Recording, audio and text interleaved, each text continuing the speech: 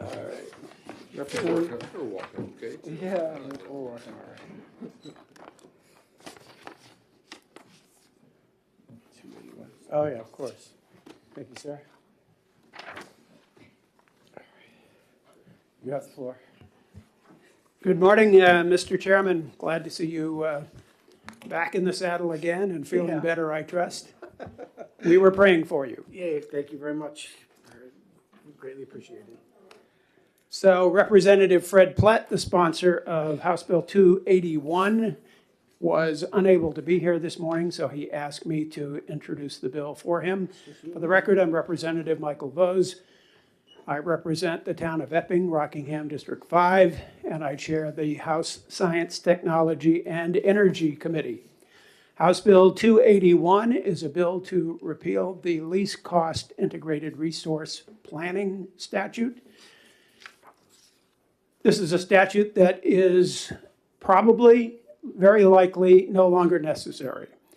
It was originally conceived back in the days when utilities owned generation, and these integrated least cost integrated resource plans, which is a mouthful, were designed to make sure that utilities were not overbuilding or building Cadillac power generation plants when a Chevy would do.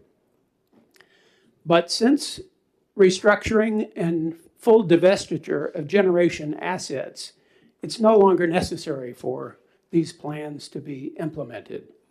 Now, some will argue that utilities still spend money on transmission and distribution, a lot of money, and therefore there needs to be a close eye on the plans that they develop to spend that money and develop those resources.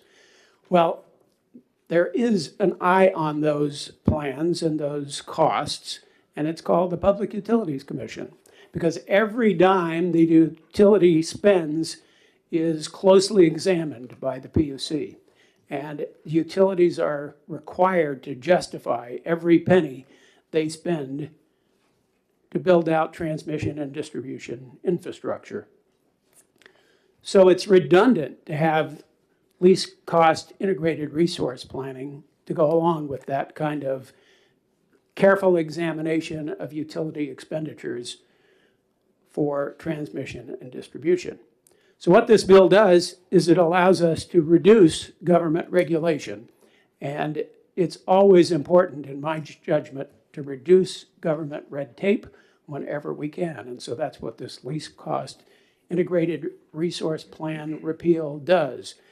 There is one minor change that I would recommend making to this repeal as it goes forward. Right now, it repeals RSAs 378:37 through RSA 378:40. That includes RSA 378:38. That's a portion of statute that I would argue that we probably would want to retain. There are many other statutes that refer to that statute, so deleting it would potentially cause some issues with references in other parts of statute. But beyond that, I urge you to adopt this resolution, and I'd be happy to answer any questions. Thank you, Mr. Chairman. Thank you, Representative Chairman Vose. Questions from the committee? So, Chair has a question. So, as far as retaining, was it 378? You said 338. 378:38. 38. Okay.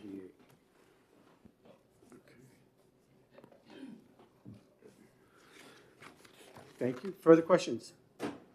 Senator Altshuler. Good morning. Thank you, Mr. Chair. Thank you for taking my question. So I understand that your latest proposal is to leave 378.38 in place as is. Is that correct? Okay, follow up? Follow up? Thank you. So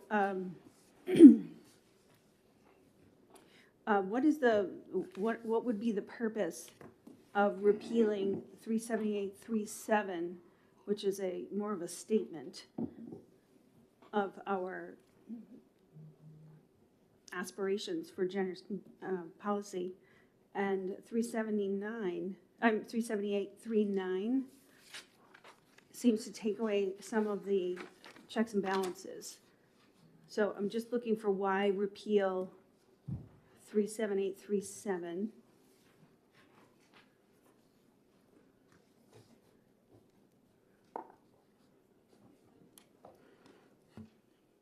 I may have gotten the numbers confused. It's the climate policy section of that statute that I'm interested in preserving. It could be 37 instead of 38. I'm trying to look that up right now. So 378.37 says New Hampshire energy policy. The Yes. General Court declares that it shall be the energy policy of this state to meet the energy needs of the citizens and businesses of the state at the lowest reasonable cost, while providing for the reliability and diversity of energy sources, to maximize the use of cost-effective energy efficiency and other demand-side resources, and to protect the safety and health of the citizens and physical environment of the state and the future supplies of resources with consideration of the financial stability of the state's utilities. So is that the piece that you're saying you want to keep in? Yes, that is All the right, piece. so So I no apologize worries, I for just want to clarify. getting the number wrong. No worries. So the piece that you would like to repeal, like to stay with repeal, is 38, 39, and 40. Yes, that is correct. And I appreciate you catching that error in my original testimony. No worries. Just want everybody on the same page while we discuss. Follow-up? Yeah, I have follow-up. So now that we're clear that the repeal would actually be for, what you're asking for is repeal of sections 3.8 through 4.0. In section 3.9, there is space for there to be some checks and balances on proposals. And what I'm not clear on is where that is addressed in other RSAs. So before we repeal something, before we repeal something, my question is, before we go and repeal a piece of law, should we not decide that it is either harmful or ineffective or redundant in another space? So if it is redundant in another space, where's that space? And if it is harmful, how? Well, thank you for that question. As I stated in my original testimony, it's redundant in the sense that you've got this legislative requirement for least cost integrated resource plans, and then you've got Public Utilities Commission rate setting and regulation of our public utilities. So there's a redundancy there because the PUC examines closely every penny that the utility spends and requires the utilities to justify that expense. The least cost integrated resource planning that they used to do was kind of long range planning.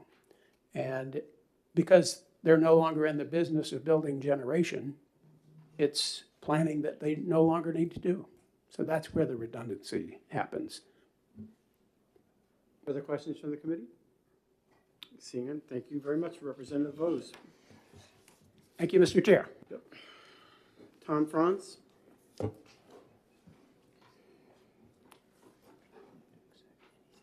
Oh, yeah.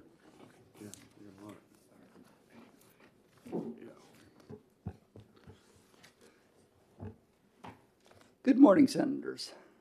I am Tom Franz, the Director of the Regulatory Support Division at the New Hampshire Department of Energy. I appear here today to state our support for this House Bill 281. New Hampshire has a long history, as you know, of least cost planning, spanning over 3 decades. Much has changed over that time. The original purpose, better planning, and ensuring that energy efficiency would be on an equal footing with supply. As you may recall, this was originally a statute that goes back to the age of the beginning of Seabrook and the qualifying facilities under PURPA and LIPA. And so better planning was obviously needed then. Good planning is, of course, still needed. But as I said, much has changed. Our electric utilities no longer own generation. As Representative Vo said, as I'm sure you're aware, that final piece occurred when PSNH sold its fossil hydro units in 2017, 2018. And that purpose of ensuring that energy efficiency would be on that equal footing with supply, well, we have statutory budgets for energy efficiency now, and we don't have utilities with supply. The world has moved on. Time changes, markets change, and regulation changes or needs to change. We no longer regulate generation. It's a competitive industry out there. Transmission planning is overseen by ISO New England and regulated by FERC. The Public Utilities Commission has distribution, and that is moving on also.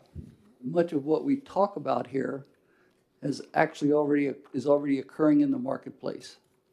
We have had utilities file for battery storage, in the case of Liberty Utilities, and had it approved after a lengthy and comprehensive review by the PUC. We recently had the Public Utilities Commission approve Unitil's Distributed Energy Resource Project for slightly less than 5 megawatts. We've had and continue to have interconnection proceedings looking at more efficient and less costly interconnection costs for projects. The PUC opened and looked at the value of distributed energy resources. There was a report on that. And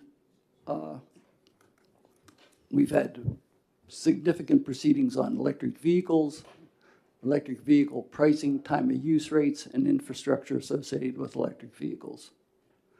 So I also would like to point out that energy efficiency is now a statutorily budgeted program. It has a budget every year. It's reviewed by the PUC and numerous parties, many of whom are sitting behind me, as well as the Department of Energy. The new budget, the new programs will be filed later this year, actually, in energy efficiency. So there's also a resource issue here. Least cost integrated resource plans, and I have been around for almost all of them, incur a tremendous amount of resources, time, people, money. That time, effort, and money can be better placed in other proceedings. And we look at a lot of these things. We get filings. There'll be a talk about, well, it's probably the only thing that's future looking. Well, we look at the future when we look at step increases. We have a rate case now before us with Liberty. Many of these issues are actually being it. And it's important to remember that a least cost plan doesn't mean that they're actually going to do it. You would hope that they have an idea, but there's no penalty provision if they didn't follow it. And many of the things that we actually look at aren't actually in the least cost plans. So I think it's time to move on from that 1989, 1990 world and let us focus on what's before us now.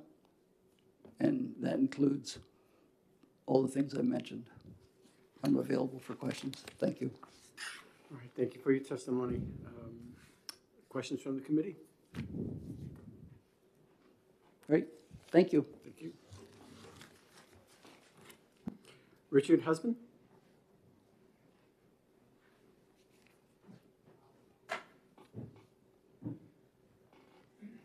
Good morning. Good morning. Much better. Okay. Good morning, Chairman Avard and fellow senators. Thank you. My name is Richard Husband. I'm an attorney from Litchfield, New Hampshire. I have submitted considerable testimony already to the committee, which I would request that you please read and accept as my testimony in this matter.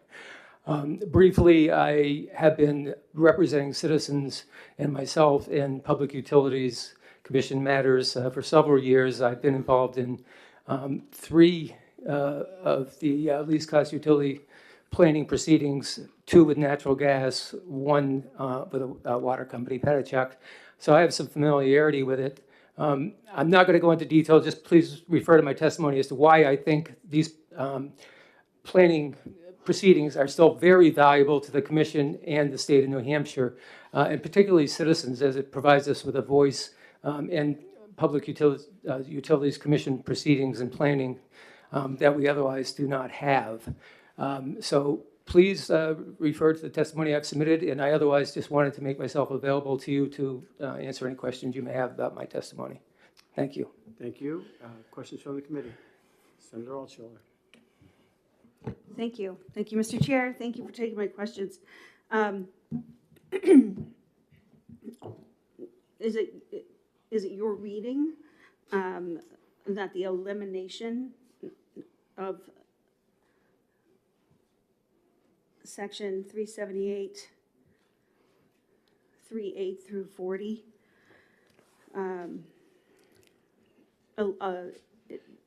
by default eliminates the opportunity to review the detailed plans on what utilities are going to be doing when they're constructing new formatting or updating their processes? Absolutely. I think it would disadvantage not only the Commission, but again, the state of New Hampshire and the parties that typically involve themselves in these proceedings. I think that the planning statutes, whether viewed from the least cost perspective or from the other perspective, which I have, which, as I put forth in my testimony, which is really trying to make sure that planning not only is least cost in terms of being the lowest sticker price, but least cost in terms of adhering to the actual state energy policies that we have. And if you eliminate this planning process, again, as I put forth in my testimony, you're really not going to have any other forum before the Public Utilities Commission for these type of issues to come out. About the environment, climate, pollution, health, even really diversification of fuels. That's not something that I see readily being introduced in other PUC proceedings, possibly in a proceeding where you're trying to get the financial approval for some more gas or something, but it would be very limited consideration. Is there a follow-up? Can I just add one quick thing? I was going to know just for you, there was also a 40A statute you've been talking about in terms of what this bill would repeal. It goes through 40 and then there's a 40A. Just clearing that for Mr. Voges. Anyway. Follow-up? Yes, please. Thank you, Mr. Chair.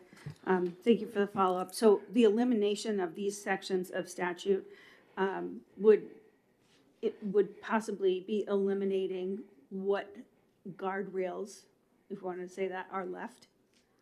And so where would those guardrails, do you see where they might be, where they might exist in statute somewhere else, particularly with reference to what you just made, with reference to what you just said? And I'm looking at, if we repeal 378.38, that means we would be repealing an assessment of plan integration and impact on the state's compliance with the Clean Air Act of 1990. So do you know where there might be another space in statute where we would be taking that into account? Absolutely not. I think these are the only guardrails we have in place, except for possibly proceedings that would suck in a site evaluation committee project. Site evaluation committee projects, sure, they can evaluate things like the environment and health and stuff like that.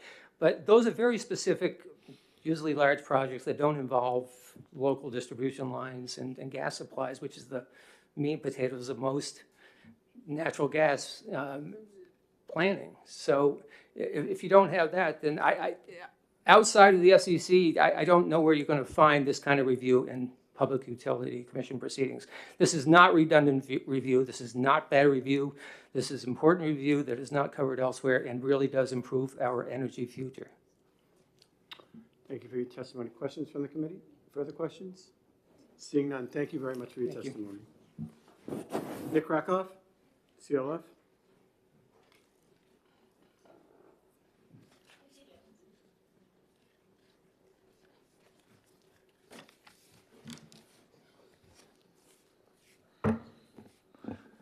Good morning, Chairman Avard, honorable committee members. My name is Nick Krakoff. I'm with the Conservation Law Foundation here in Concord. Thanks for the opportunity to testify here today. I've also provided written comments, and I can provide another copy to you after the hearing as well. $450 million. That was the cost of the Granite Bridge project that Liberty Utilities proposed a few years ago. But because of the oversight that was provided by the least cost integrated resource planning statutes that HB 281 would repeal, Liberty eventually abandoned Granite Bridge in favor of a project that only cost $45 million. That's a difference of $400 million, over $400 million that saved ratepayers hundreds of millions of dollars in unnecessary expenses. You get rid of this process, you're getting rid of that oversight that saved ratepayers hundreds of millions of dollars in that project. Mr. Franz from DOE claims that this process is no longer relevant to New Hampshire. But one thing that nobody has mentioned so far is this applies to gas utilities and electric utilities. The Granite Bridge process shows that this is highly relevant to the gas process. And while it could be updated for the electric utility review process, there's still highly relevant to the siting of distributed energy resources, battery storage, etc. There's no other process that looks at the big picture of utility planning. Mr. Franz also mentioned, that the various dockets that the Public Utilities Commission is involved in, and he's correct. There are these various dockets there, but there's no process that looks at the big picture of utility planning. Senator Altschuler has already read RSA 37837, and I would urge you to read that. And while Chairman Bose has said we should retain that particular statute, not the others, the other statutes are what give that particular statute teeth and what create this process that really creates this oversight that the Commission provides under the least cost integrated resource planning statutes.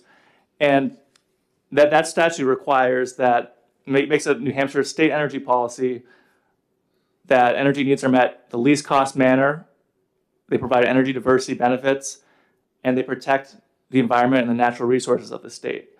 And there's no other process where the Public Utilities Commission evaluates environmental public health impacts from utility planning. This is the only process. These are the only statutes that do that.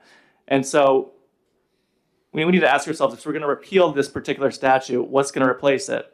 And there is nothing to replace it. This is the only big picture, the only time that the Commission looks at the big picture of all the impacts and benefits of utility planning. And so you repeal these statutes, and there's a high likelihood that costs are going to increase for ratepayers because there won't be this least cost planning process that happens beforehand. And that's another thing I want to mention is that, sure, the Public Utilities Commission reviews what utilities are spending their money on, but this process is proactive. This occurs before those expenditures occur. And so it provides an oversight sort of before the fact, rather than sort of after the fact once those expenditures are already made. And so this would be a significant loss for New Hampshire. There'd be no other process to ensure that utility planning isn't harming the environment or the public health of the state. And you'd be getting rid of one of these additional levers to control costs to ratepayers. And after seeing high energy prices this last winter, the last thing we want to do is get rid of one of those oversight levers. So I would urge you to oppose this bill. We need to maintain this oversight process for utility planning, and there's no other replacement. And so I'd be happy to answer any questions you might have. Thank you for your testimony. Questions from the committee? No, but I will say it's good to see you again. Yeah, nice to see you too, Senator. Senator Altschuler? Thank you, Mr. Chair. Thank you for taking my question. In section 378.38, part, nope, my eyes just readjusted. Part 2, a repeal of this section would also repeal an assessment of demand-side energy management programs, including conservation, efficiency, and load management programs. Is there any other place where that would, is there any other place in statute where that demand for the state be replaced?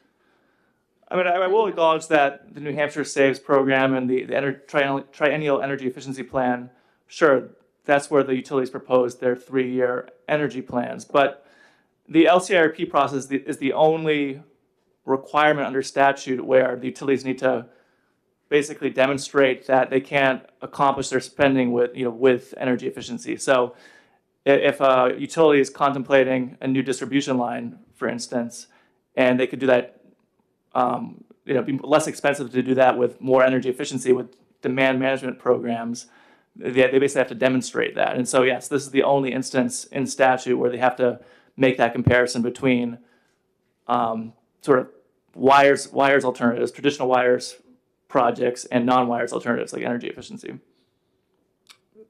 Further questions? Seeing none, thank you very much for your testimony. Thank you very much. Representative McGee?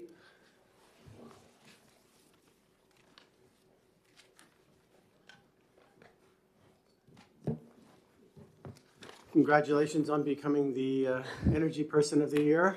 Thank you. Thank you. Appreciate it. He beat me last year. That's why he's saying that. Thank you. It's good to see you again, Mr. Chairman and members of the committee. I am Representative Kat McGee from Hillsborough 35, which is Hollis.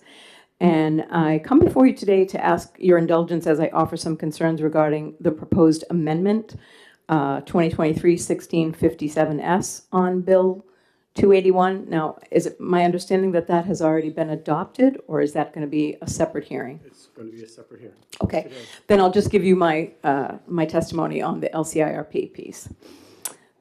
And if the amendment, had not been offered, I would still be here. So I'll just do that piece. My concern for eliminating the LCIRP process from state statute altogether is as follows. In light of the fact that we just passed SB 54, which allows up to 20% of New Hampshire's electric load to be negotiated into long-term contracts by the utilities, it appears to be inconsistent with the idea of doing away with the LCIRP. Because our stated goal has been to our constituents that we're here to minimize ratepayer risk and cost. If we argue that we no longer need to require least cost planning from the utilities for the integration of new resources into the energy market, then why are we enabling larger long-term contracts that are in keeping with the reason we started least cost integrated resource planning in the first place? As we contemplate the proposed Twin State Clean Energy Link project and the further off Gulf of Maine offshore wind project, how can we say with any certainty, with all these new forms of energy coming into the picture, that integration planning to protect ratepayers is no longer needed? While I believe we could and should figure out how the LCIRP might be updated, I very much oppose a willingness to eliminate something rather than fix it, in the face of our promise to constituents that we would look out for their pocketbooks. As Eisenhower famously said, plans are nothing, planning is everything. And I think that's the value that we were trying to achieve when we first decided to implement the LCIRP in statute, is to say that when that planning process occurs with the utilities, we get to answers and better pictures of what something is going to do to the system. And again, as Attorney Krakoff had said, we look at the big picture, which is something in energy, especially with all the transition that's going on now, is a very critical piece that doesn't happen anywhere else. I heard that this is a priority of the governor, and I would ask why. It's my understanding that even the largest utility sees a benefit to this planning process, so it's not like they're asking for us to do away with it. So I ask that you don't repeal the section of the RSA 378, 37 through 40 as proposed in the section of the amendment until the impact is better understood. Because it would be, I think, irresponsible of us to do so without understanding what we're losing, and it seems like we don't really have a full picture for that yet. That's it. Thanks. Thank you for your testimony. Questions from the committee? Senator Waters. Good morning, and congratulations as well. I think that what you're pointing to and what we're hearing from the advocates today is deep concern about an opportunity for the state to look at these policies and to be able to review these plans. And I think that even in the context of potential repeal, there is a recognition that we need to do something about this, and not to get ahead of ourselves, but about the easy board functions as well. So if the repeal takes place, then wouldn't it make sense for us in a bipartisan way to introduce legislation next year that would tackle the issues that people can find consensus on that need to be dealt with somewhere in state government? Well, I think that would be my least favorite option because I think the idea of undoing aspects of the statute that are not only still workable and applicable, but necessary, and saying that we should wipe them all away and start from scratch is probably, I don't want to say a fool's errand, but to me, it's not the appropriate way to do lawmaking. As was brought up in prior testimony, there are aspects of the statute that would be repealed that were well conceived. And so that's why I caution that the idea of stripping it away rather than trying to fix it from where it is probably less effective. Then you have the uphill battle of trying to convince everybody that the pieces that you're trying to repair next year are adequate, and we all know how that goes. So, Thank you. Further questions from the committee? Seeing none, thank you very much for your testimony, Representative. Susan Richmond?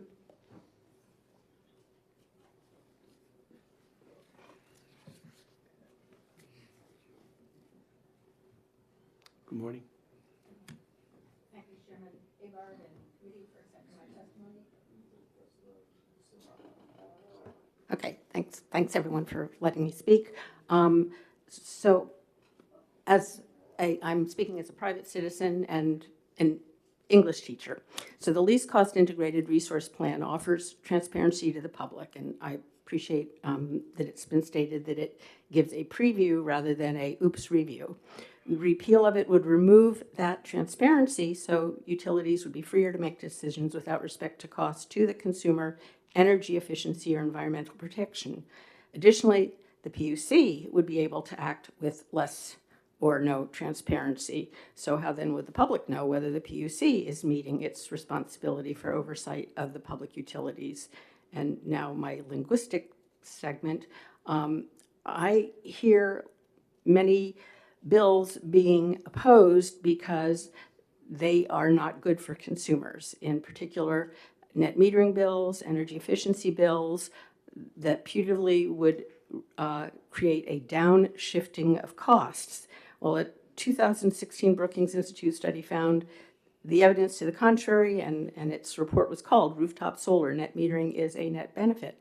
But even so, just last week, May 4th, our legislators laid on the table SB 69 relative to allowing certain nonprofits like hospitals to participate as a customer generator group hosts under net energy metering. And the reason for that was it would downshift costs to consumers. So in this hallowed house, we often claim that something is not good for consumers, but I would like to say that in this case, to repeal the least cost integrated resource plan would not be good for consumers.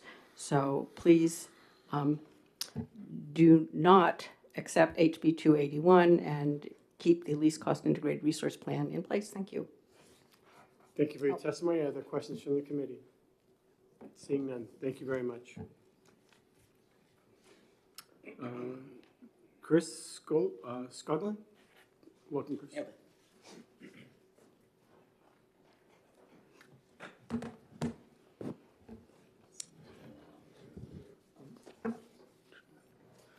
Thank you, Mr. Chairman, members of the committee. My name is Chris Skoglund. I'm Director of Energy Transition with Clean Energy New Hampshire. As I like to remind everyone, Clean Energy New Hampshire is an advocate for clean energy, but all three of the regulated utilities in the state are members, as well as 36 municipalities representing 425,000 citizens and nearly a third of the state, in addition to numerous clean energy companies and manufacturers. We oppose the bill as written. I do appreciate Chairman Vose's suggestion that RSA 378-37 be retained, as this is critical guidepost for the state in terms of our overall energy policy, and it is referenced in other areas. However, as much as I have tremendous respect for Mr. Franz, I have a disagreement from the time spent at the PUC over the past 7 years. I've been involved in numerous rate cases and other dockets. The Liberty Battery Storage pilot that was mentioned, the recent adoption of the Unitil solar PV project that was just approved last week. Those are important things, but in my mind, they are looked at and done in a one-off fashion. And at this time, we are going forward in a recent LCIRP hearing. Eversource staff on the stand reported that they are preparing for a doubling of electric sales in the next 2 decades. And I can figure out and get you that exact citation. But this is in the context of an LCIRP that is already underway and that we hope to get a ruling on from the PUC in the next several months. Because we are looking at such a significant growth in demand and consumption, the LCIRP provides a forward-looking opportunity to plan for that growth that does not exist anywhere else in state statute or in state government. And I was part of the state for 15 years before moving to Clean Energy New Hampshire.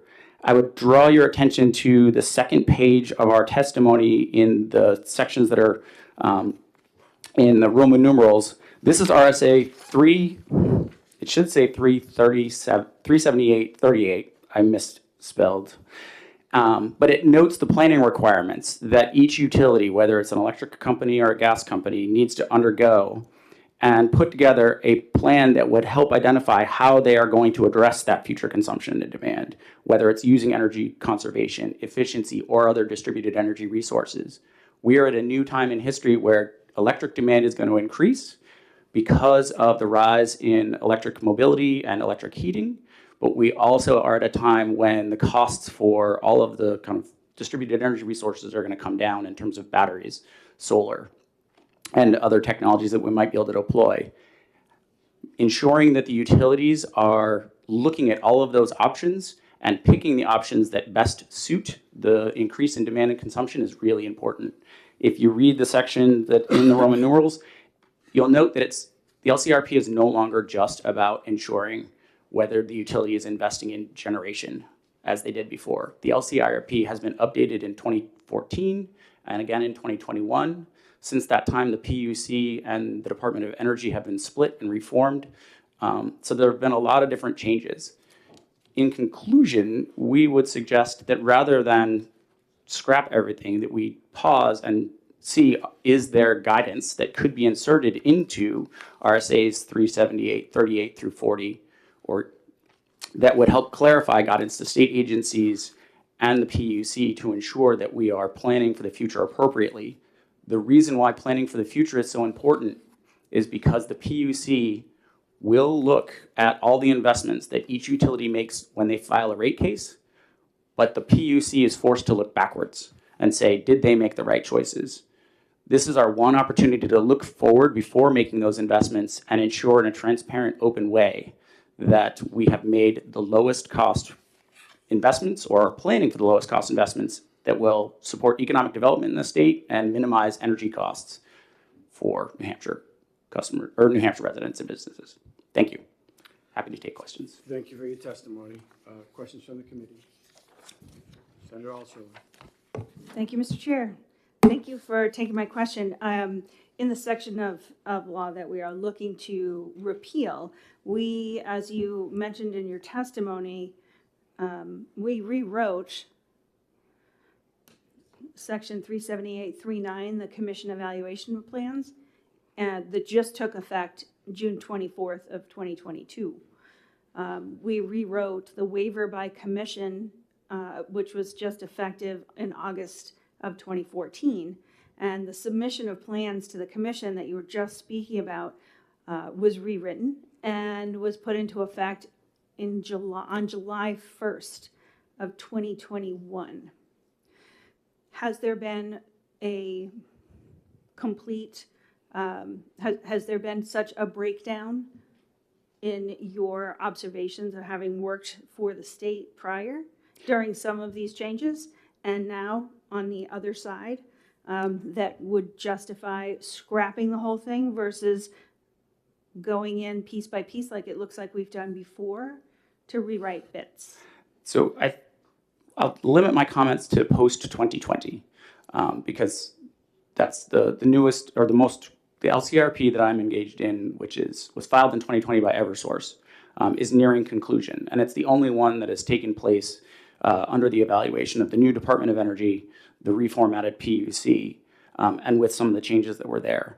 Unfortunately, what we're seeing is a disagreement in how to interpret that law because they filed their LCIRP in 2020, and we're making claims and requests that are somewhat strident.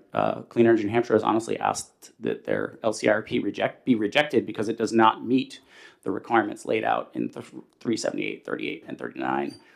But understandably, they have some challenges because some of those changes were made after they filed their plan. So without tipping my hand on the brief that is due at the end of this month, I cannot answer any more questions. Thank you for your testimony. All right, thank you very much, Mr. Chairman. Thank you, committee. John Gage? You're going to take over for a second. Okay.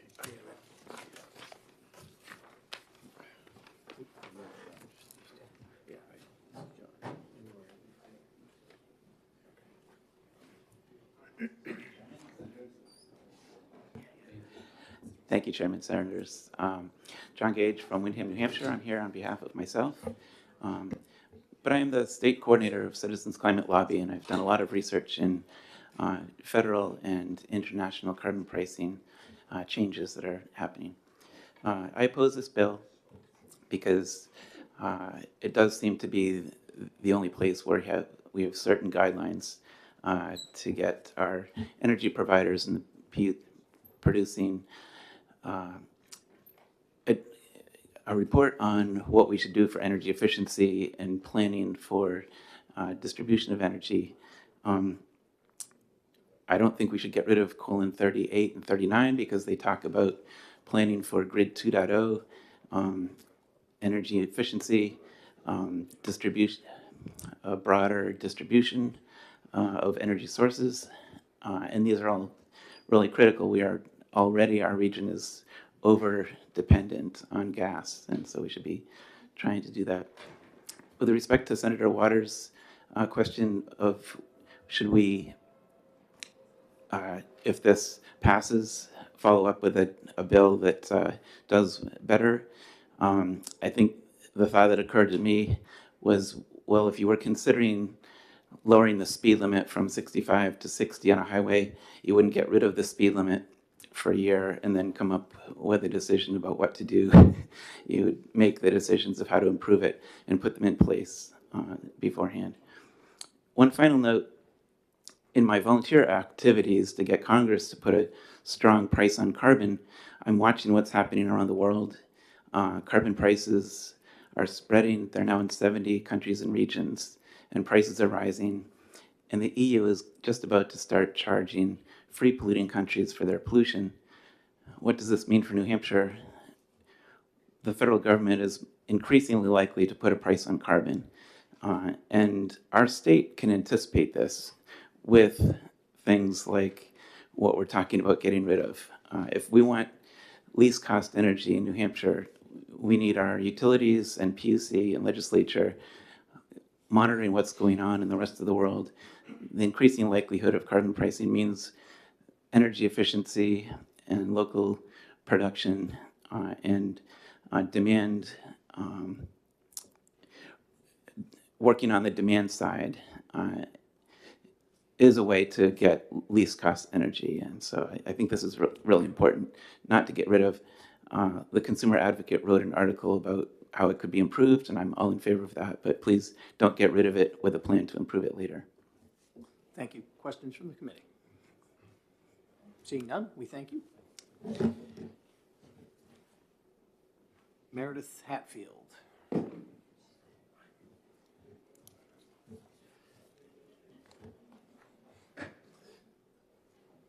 Good morning and welcome. Good morning.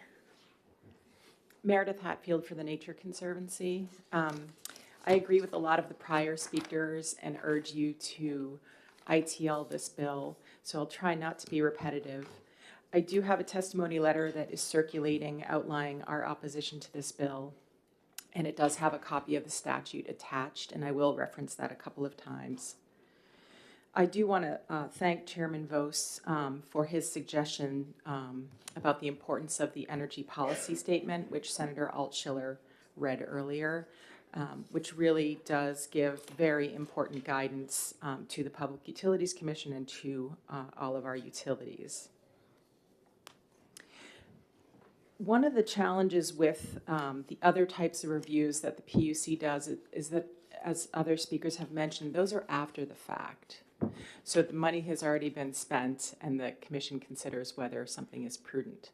But losing the IRP processes does eliminate that upfront discussion about what are the options and what would be most cost effective. As Mr. Franz said, it is true that utilities no longer own generation. But if you look at the section of the statute that requires the review, you'll see that generation isn't mentioned. Supply is mentioned, and the utilities are required to discuss supply options, but that can be a pretty small part of their IRP. Several other states, including those surrounding us in our region, still have IRP requirements because they also see them as important. I wanted to note section 37838A, the waiver provision. So this allows a utility to request a waiver of the commission for any of the provisions if they are not able to fulfill them.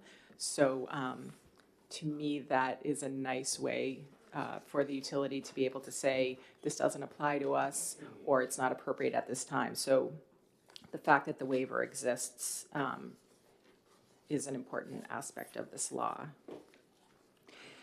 Most importantly, repealing the IRP law reduces public access and oversight. And so we would urge you to find this bill inexpedient to legislate, or in the alternative, re-refer the bill for further work. You heard from a few folks that there are several parties, including, I believe, the Consumer Advocate, based on some of his writings and his testimony in the House, as well as, I believe, Eversource testified in the House that they would be willing to update the law.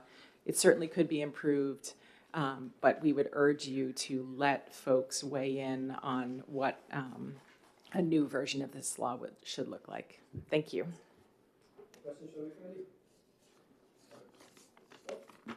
Senator Waters? Yeah, thank you, Mr. Chairman. And, you know, I'm sorry I had to duck out for a minute, but I appreciate your conversation over the last few weeks, and thanks for your testimony. And I, you know, we are where we're at in some ways, and I do want to express, as I did before, and what I'm going to ask is your commitment that if we take this action, that we will find a way to, next year, to introduce legislation, which I think can be bipartisan, to address the environmental concerns that around generation that really shouldn't be lost entirely. So, and I thank you so much, Senator. And with all due respect, I think that is a big mistake. To repeal a law in the hopes that it would be brought back, I think it's a major, major loss for the state. It really does close the doors to public input, and it really removes critical tools for a range of interests to be able to ensure that the hundreds of millions of dollars that our utilities spend are done so in the interest of ratepayers, our environment, and public health. So I would really urge you to re-refer the bill for further work and not to repeal it. Thank you. Follow-up? Yeah, if I may, and as much as a comment, and I thank you. I hear you, I understand. And I think it's important for people to have the opportunity to hear that comment on what may unfold. But thank you. Thank you. Further questions from the committee? Seeing none, thank you very much. I only have 2 more speakers left, but I see that somebody that I respect highly is not signed up. Mr. Kreis, do you have any comments?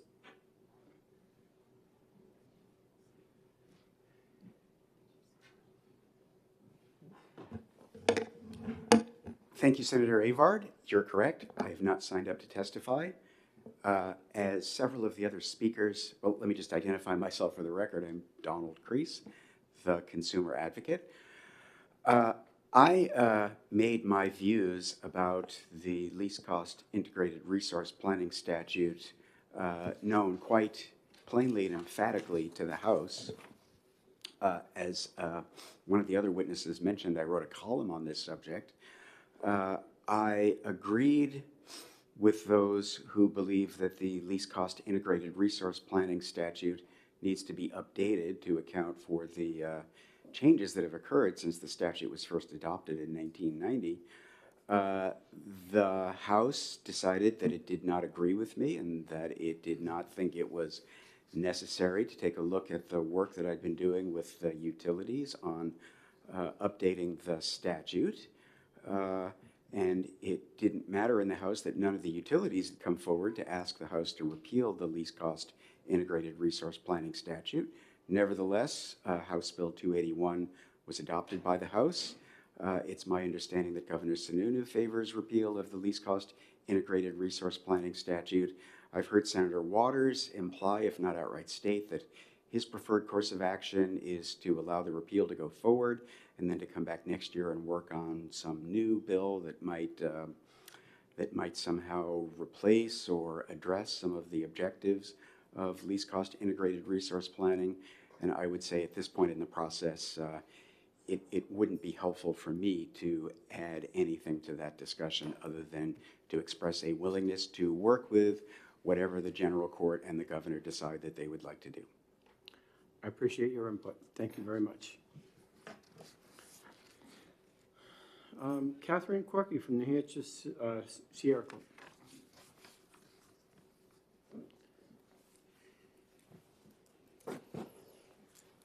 Good morning. Catherine Corkery. Corkery. Yeah, no N. You're not the first, you're not the last to say my name wrong. And I might do it again. Right. It's all good. It's all good.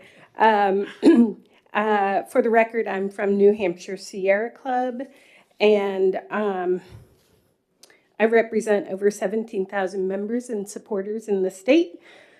We are a nonprofit organization, and I present that the chapter opposes HB 281. Surprise! We have participated in least costs in the past, really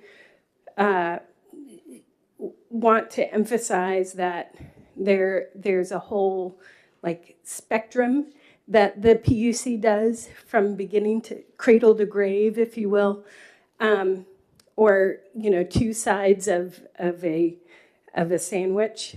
There are bookends from beginning to end for the utilities to supply energy and to charge ratepayers. And the PUC is along there for the whole ride, not just the end of looking back. And as we heard from many of my colleagues, that this planning process, this is the only place for that planning process.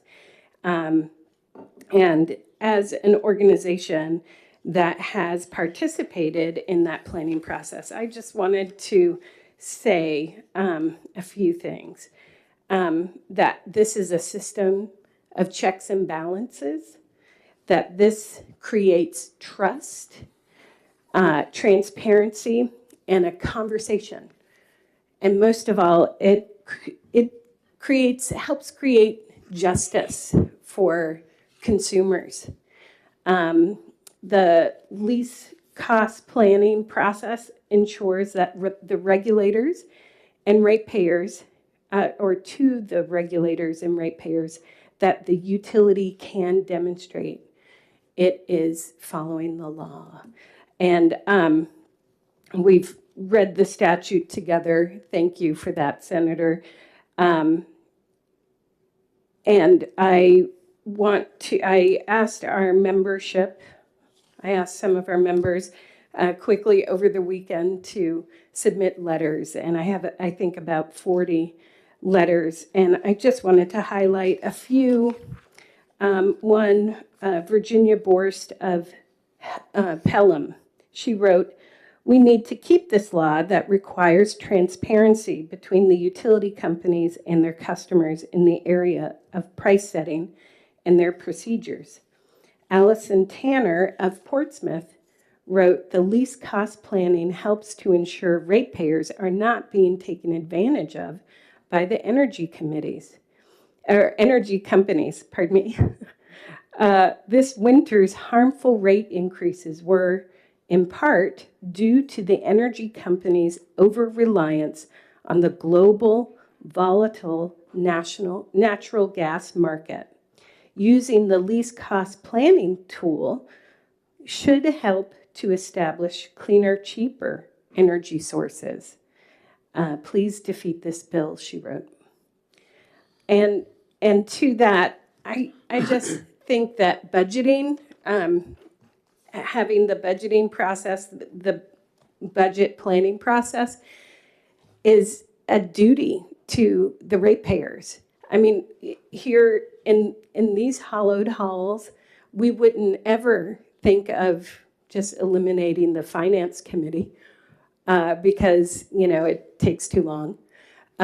This is really important planning. This is how we plan, and this is how to get to the minimization of rates to customers. And I know my members have felt the very deep impact of the high costs this past winter.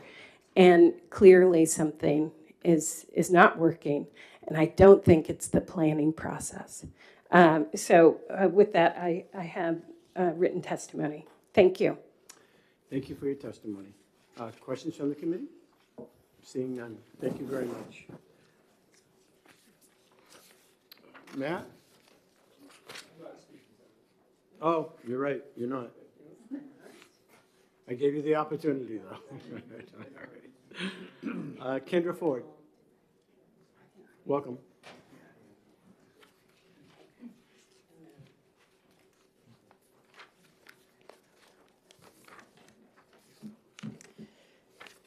I appreciate the opportunity to speak and be part of the ongoing thoughtfulness about how we make choices in our state about everything. I'm here to oppose the bill, House Bill 281.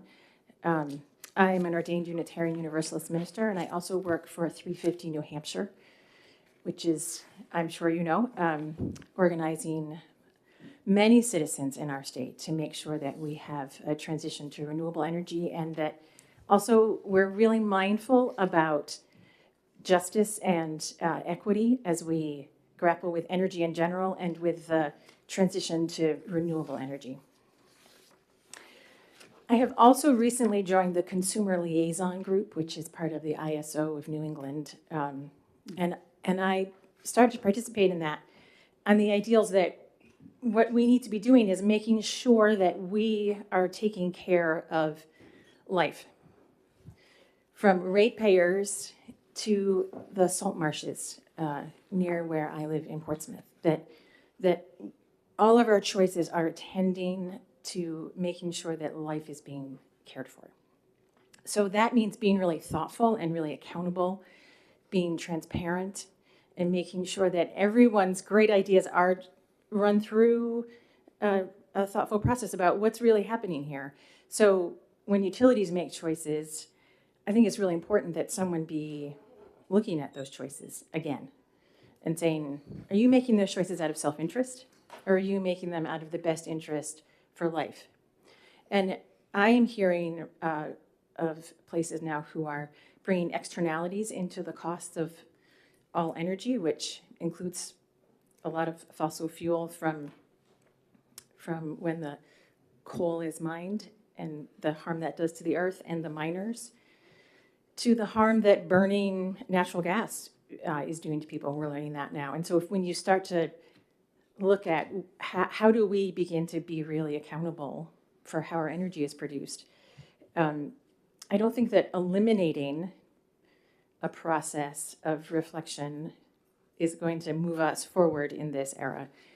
But I certainly agree that looking again at how those decisions and regulations get made is a very fruitful thing to do, but just eliminating it is not going to make sure that we take care of every bit of life, from ratepayers to the salt marshes. So I hope that you will not simply repeal this process of having the PUC review what the utilities decide to do, but improve it from where it stands now. Thank you. Thank you for your testimony. Are there questions from the committee members? Seeing none, thank you very much. And with that, we have one final person who said probably.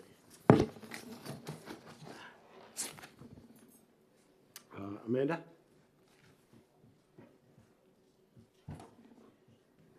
Oh, I think I actually have one more. I'm sorry, I do.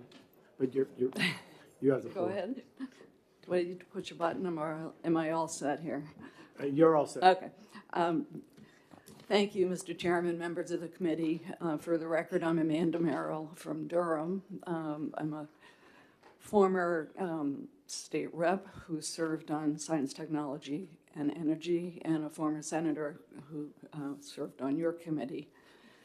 And so I guess I'm here today as representing, you know, the world of the turn of the century, 1989-90 session, when I was a first-term legislator and was the prime sponsor of the Integrated Resource Planning Bill. And I have to say, I'm pleased to hear that, first of all, that the energy policy, which looks quite modest, it's that little paragraph, but which I think covers the ground pretty succinctly. I'm glad to hear that people are interested in retaining that. I believe, though, that we need to follow up on that foundation with a look toward the future, I mean, I recognize that things are very different post, you know, since the time of the introduction of the bill. Obviously, a lot has changed in the policy world, but I think that's all the more reason to have available a kind of oversight, comprehensive planning process in place. I do think that, you know, the language of the bill could use some updating. And I guess as another goal of an updated bill or updated statute for me would be, to the extent possible, to keep it not as onerous, perhaps, as it, at least for a while, seemed to be to the utilities. I mean, I think when I put the bill in as a freshman, was not thinking, well, how many, you know, stacks of paper is that going to will people over at the PUC have to produce to carry out this plan? So I do think it could use some change, but I would not be in favor of scratching the whole thing now and trying to start up again. So I hope that, certainly I'm opposed to the bill, but if I would think that re-referring, and I think there are some people who would be interested in helping out, if that would be acceptable to the committee, that's certainly one way to go. So I thank you. I'll take any questions. Thank you for your service for the state and for the foundations that we're working on. We appreciate it. It's, and for your frankness. Questions from the committee? If I may, Senator Mr. Waters. Chairman, and really just to follow up on what Senator Avar said, it's good to see you. Thank you. And thanks for 1991, the wisdom and foresight to help transform our energy picture. And it's about that time we got the divestiture and the restructuring. So 30 years on, and I do hope we'll come up with some way to continue your vision. I really do. No. But thank you. Well, thank you. I appreciate it. Further questions? Seeing none, thank you very much. And our final speaker will be Mr. Licata from Eversource.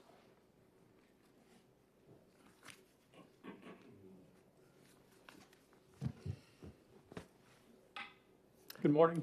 Welcome. Michael Licata, representing Eversource. Just thought it'd be helpful to provide a little bit of background and detail on the LCIRP process and the utilities engagement of it.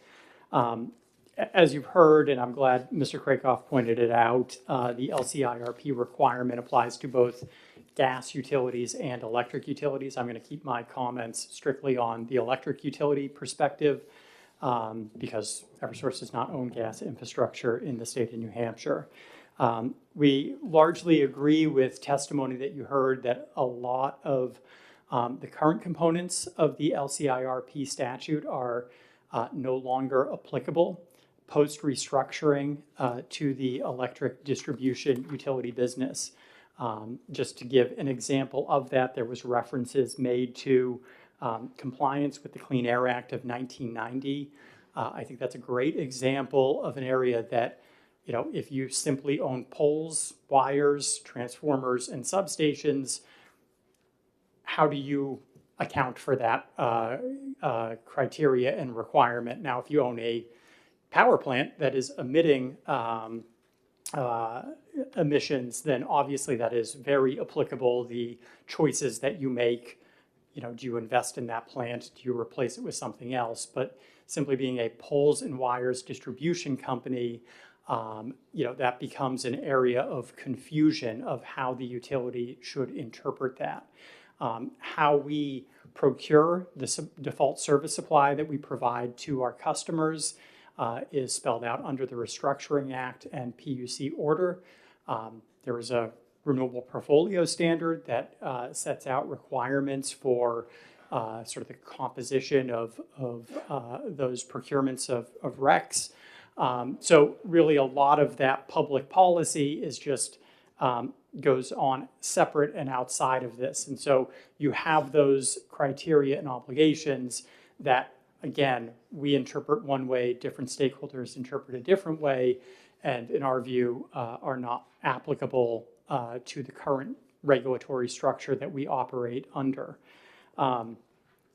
We have to file the plans 2 years after the approval of our previous plan, or 5 years since the submission of that previous plan. We did file back in 2020, and as you heard from Mr. Skoglund, there is an ongoing proceeding. We're hopeful to get an order in the near future, but essentially we will be making another plan filing in 2 years. So, you know, we're going to get that order and immediately go right back into that planning process to put together the, you know, voluminous plan that we would file with the commission. As you've heard, you know, we would welcome the opportunity to engage with the legislature and other stakeholders if the public policy determination is to not repeal, but instead replace. We welcome the opportunity to provide our insight and knowledge and thoughts on that process. With that, I'd be happy to answer any questions that the committee may have. Thank you for your testimony. Questions from the committee? Senator Altshuler. Thank you, Mr. Chair. Thank you very much for taking my question. A couple of people ago, we heard from the consumer advocates say that his updated notes, the utilities never asked for this. Is that true? Did you approach, I mean, is this something that you had asked for? Or no, the you bill were is made aware after the legislation was filed? That's correct. The bill was not at request of, I can't speak for any other utility, but not at the request of Eversource. We did not testify in support. I gave the same testimony there, nor have I signed in support today. Thank you. And do you oppose it? I don't think I checked a box, so. I agree. I just trying to corner you. Further comments from the committee? Questions? Seeing none, thank you very much. And we will now close the hearing. HB 281. Thank you very much. You doing okay? Huh? You doing okay? All right. All right. Doing all right. So we will now hear the prime sponsor of HB 139.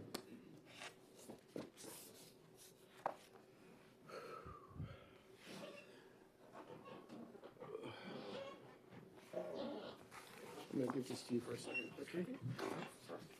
Thank you, Chairman Avard, and thank you, Senators. Especially nice to see Senator Pearl and Senator Altshuler on the other side of the wall, such as it is. For the record, my name is Jacqueline Cretion. I represent Manchester, New Hampshire, and I'm the prime sponsor of HB 139. This is a very simple bill. It only changes, I think, 2 lines of statute. The first change is something that I think we are all in agreement needed to happen, allows neighboring municipalities or multiple municipalities to share generation and still enjoy net metering. This is the same language that was in SB 68 that came to us. And it also has another line that expands the opportunity for net metering to housing authorities, quasi-governmental institutions, and Pease Air Force Base.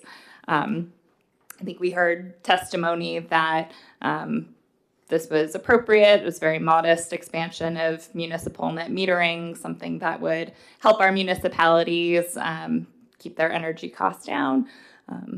That's pretty much all I have to say about it. Thank you. I'll take any questions. Well, thank you. It's nice to see you again, too. Any questions? Senator Waters.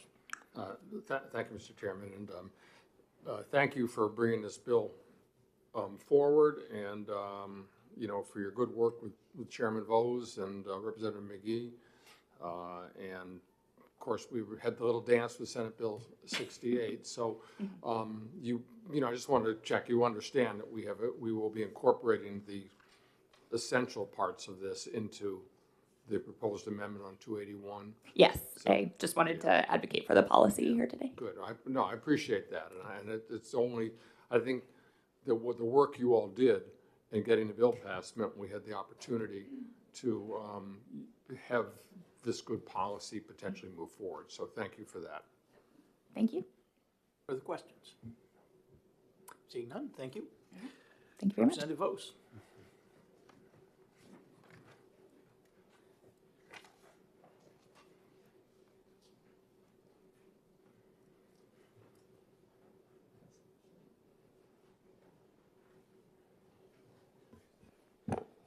Good morning, Representative Michael Vose, Rockingham 5, Town of Epping, Chair of House Science, Technology, and Energy. I signed in to oppose this bill only because we, on Science, Technology, and Energy, had problems with language on lines 10 and 11 in the legislation, which changed the definition of political subdivision to include housing authority, quasi-public entity, and Pease Development Authority. That's a problematic change that we could not support. And the language that removes municipal barriers or municipal boundaries is language that we're happy with.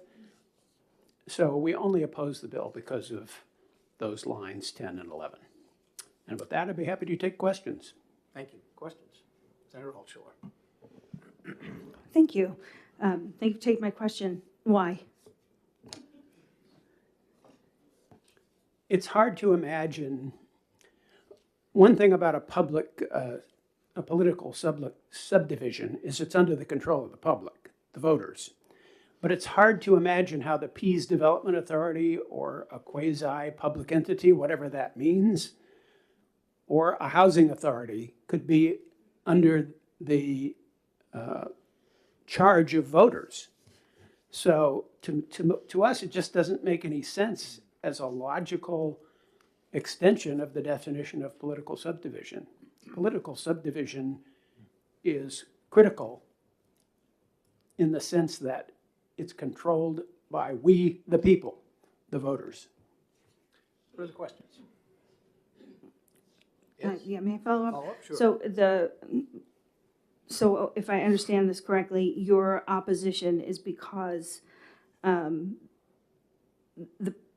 housing authorities, quasi-public entities, which are, charters that are overseen by elected officials, and Ps are not individually elected representatives. It's because your opposition to including them is because they are one step removed from the electoral process. Do I understand correctly? That is correct. They're not accountable to voters. So follow up. Follow up, all right. A school administrative unit is also not necessarily, you could make the argument that a school administrative unit is a quasi-public entity because the SAU operates at the pleasure of the school board. So I kind of see like a school administrative unit also being a quasi-public entity unless you see it in a different way, and I'd like to hear that. Well, a school administrative unit reports to a school board, and a school board is accountable to the voters. It's elected by the voters, by the people. So that doesn't seem like an unusual logical stretch, but a housing authority, the Pease Development Authority, that's too much of a stretch as far as I'm concerned. Thank you. Further questions? Seeing none, appreciate your testimony. Josh Elliott.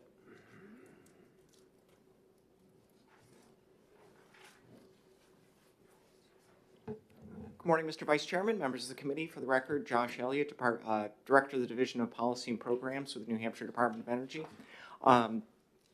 Similar to Representative Vose's comments, the department is opposed for the inclusion on lines 10 and 11 of those three entities. I know the strikeout language is going to be discussed in the amendment that we'll be hearing next, so I'll leave discussion for that until later.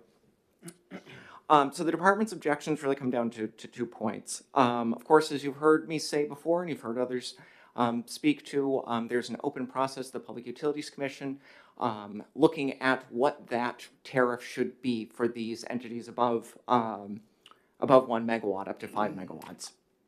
That tariff process is to ensure, to the best extent possible, that no cost shifting occurs.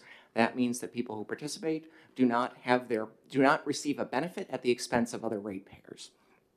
And I think that's a significant concern for the department, as well as it should be for most people, of making sure that if there's a benefit being accrued by one group of folks, that it's not being paid for by somebody else.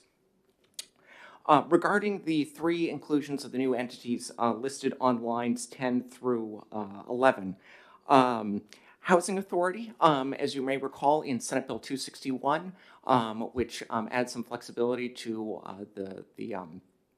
the adder as well as the grant program the department runs out of the Renewable Energy Fund. Housing Authority is a pretty squishy term.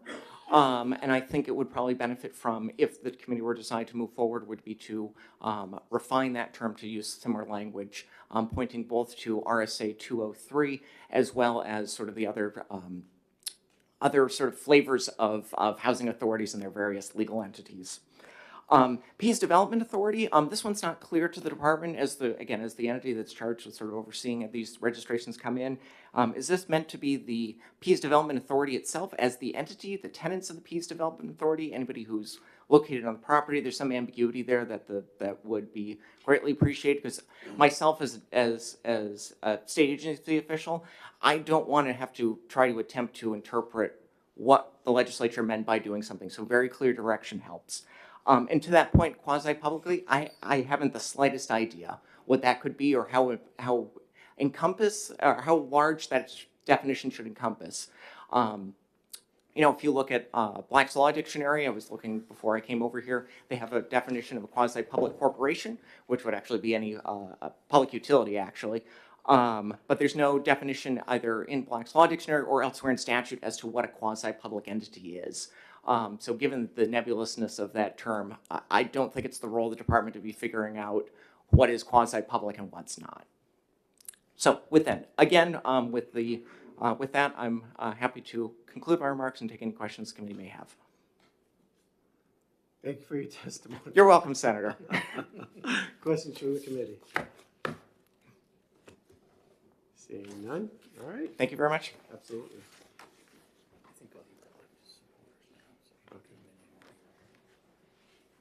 Nick?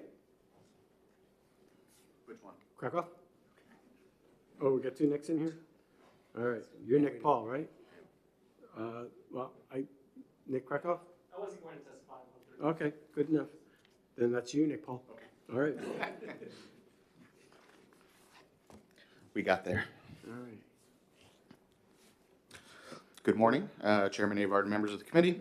Clean Energy New Hampshire supports House Bill 139, which will enable smaller communities to lower their energy bills, similar to how larger cities already can, under the law signed by Governor Sununu in 2021. Community-scale renewable energy projects represent one of the best opportunities for our state to reduce energy spending. Studies have forecast that a clean energy grid that maximizes distributed energy projects throughout the United States is one that would save $88 billion in energy spending by 2050. The primary method through which renewable energy projects of this scale are compensated is through net energy metering, which determines the rates at which customer generators are reimbursed for excess electrical production that is exported and consumed by neighbors. In order to increase access to community-scale renewable energy, the legislature passed and the governor signed HB 315 in 2021, which expanded the cap on net-metered renewable energy projects from 1 megawatt to 5 megawatts. This critical expansion allows community-scale projects to achieve the economy of scale necessary to unlock lower cost of energy for consumers. However, House Bill 315 was a limited expansion of the state's community-scale energy policy because it contained two limitations, which were intended to keep in check the growth of net-metered production. The first, new net-metered projects would only sign up customers within the same municipality as the facility's physical location. And two, only municipal electrical accounts could sign up as customers for net-metered projects. These restrictions were created because there was still a lingering uncertainty that net metering resulted in large amounts of what some call cost shift, which is to say that net metered customers are not paying their fair share of costs for the upkeep of the grid. If cost shift were found to be occurring, it would mean an increase in net metering would result in rising rates for non-net meter projects. In 2017, the Public Utilities Commission commissioned a detailed study as to the costs and benefits of distributed energy resources, which was finally released in fall of 2022. The findings of the study are striking and show that large renewable projects larger than 100 kilowatts have actually been systematically undercompensated for years. While many communities have been able to realize substantial savings on their energy bills thanks to contracts signed with existing community-scale net-metered hydro power facilities, the past 2 years have revealed that the restrictions contained in HB 315 are substantial barriers to the development of new community solar projects. Only a handful of community solar projects have been able to match a good site for construction with enough municipal load. The bill would help solve this problem by allowing towns to band together to share in the electricity produced by solar arrays in neighboring towns. With data in hand showing that net metering is not resulting in substantial cost shifting, and with the state currently gripped by an energy affordability crisis, it is the right time to take the next incremental step forward in creating a thriving community solar program in the Granite State. Thank you. Thank you for your testimony. Questions from the committee? Senator Waters. Thank you, Mr. Chairman, and thank you, Nick. So you're saying in your reading of the PUC Commission study that the legitimate fears that people have voiced for many years about whether or not there was cost shifting here with the path we're going down net metering, that the PUC Commission study said really that is not the case. Certainly, Senator. I think there was rightfully questions about that before the study, and now that we have that study, I think it definitively shows that there is not significant cost shifting. Thank you. If I may follow up. And, to the principle that Chairman Vose raised, which I share, completely about making sure that we have voters who not only benefit but have control over whether investments are going to be made, that this expansion here is going to let a lot of communities, through their voters, be able to make commitments that'll save them some money. Certainly, and as I mentioned in my testimony, this is a benefit that larger communities are already seeing benefits from, and smaller communities are really being shut out of because of this restriction. Let me tell you about Rollinsford. They'll be happy in this one. Thank you. Okay. Further questions from the committee? Seeing none, thank you very much for your Thank you. Susan Richmond? Oops. Welcome back, Susan.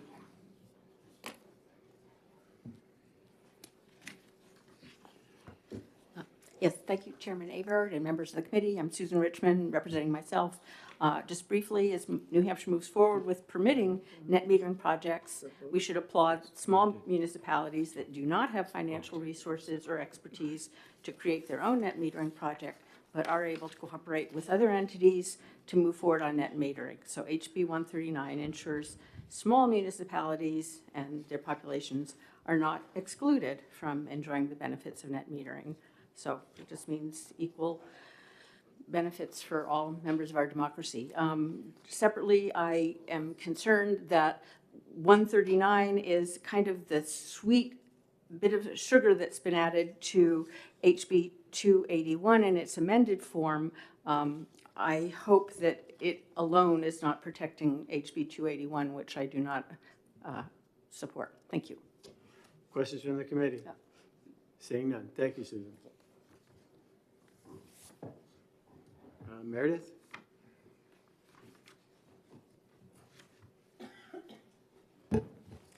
Good morning again, Meredith Hatfield for the Nature Conservancy. We strongly support House Bill 139, which will help more municipalities and other public entities, which are supported by taxpayers, increase their energy independence and save money. We would urge you to pass this bill on its own in its current form and not risk putting it into the next item that you'll hear, which is a last-minute bill with many unrelated topics, instead to pass this important but modest policy change. And just one comment about quote-unquote cost shifting. In order for all of us to get the benefit of utility services, we are part of almost of a collective, if you will, together. And if we actually tried to figure out the cost of serving each one of us, it would be impossible. So for example, if I live in a rural area at the top of a hill, it costs a lot more money to provide electric service to me compared to someone who lives a block from the State House.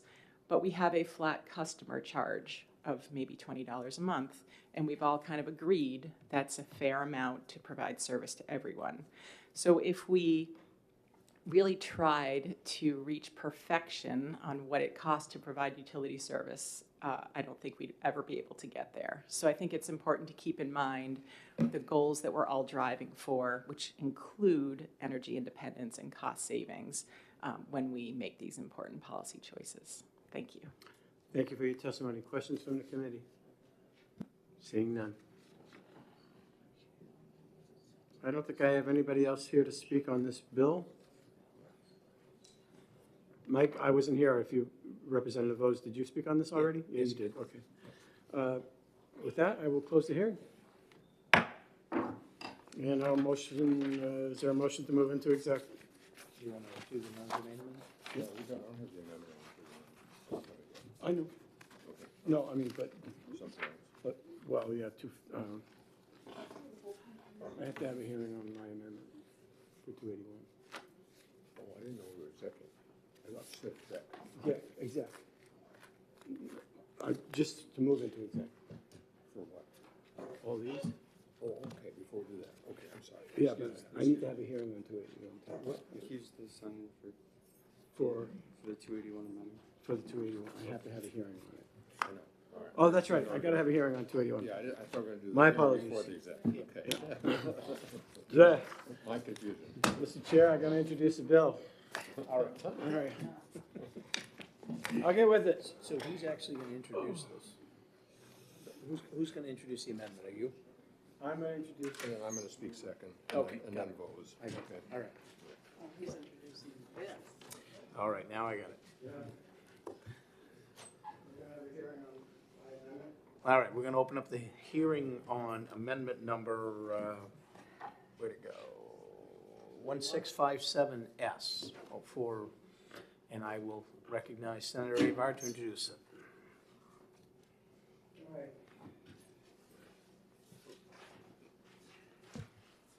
Thank you, Mr. Chair. What I'm going to do is introduce the bill, and I'm going to leave every question for some experts that are in the room, if I could. Over the past few years, the legislature has found ways to craft meaningful energy policies with compromise packages that move forward both House and the Senate priorities. My amendment 2023-165S is an effort to continue the trend and advance House and Senate priorities for both the residents, businesses, institutions of our state. All told, this amendment seeks to move forward provisions from 5 different bills that have been introduced this session. This amendment will streamline our state regulatory duties, allow for municipalities to take a greater advantage of net metering, and enhance electric cost transparency. Most importantly, this amendment will streamline our state's energy facility siting, a topic that has been discussed in the legislative standing committees and studies committees for the past few years. These changes are vitally needed for several reasons. One, to enable the public involvement in the siting process, to offer project developers a more defined and more predictable process, and to establish a robust regulatory structure for ongoing monitoring and enforcement of energy facilities. These changes are needed as New Hampshire and the region look to develop newer, cleaner energy resources and to meet our growing energy demands.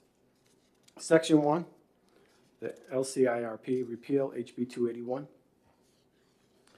Under the state statute, New Hampshire electric and natural gas utilities are required to file at least the cost integrated resource plan that looks at, among other things, a forecast of future demands for that utility and various assessments of supply side resources and demand side programs at the lowest cost consistent with reliable supply of electricity to the consumers. These plans are drafted by the utility and undergo review and approval by the PUC. The rationale for these plans changed when New Hampshire underwent electric restructuring in the 1990s, where the utilities were sold off their generation assets. This policy change made utilities squarely involved in the distribution and transmission of the electric power. Once utilities sold off their generation assets, the basis of these plans ended. The section removes an outdated statutory provision that was more relevant in the world where the utilities were vertically integrated. Drafting, reviewing, and approving these plans is costly, resource intensive, and no longer necessary.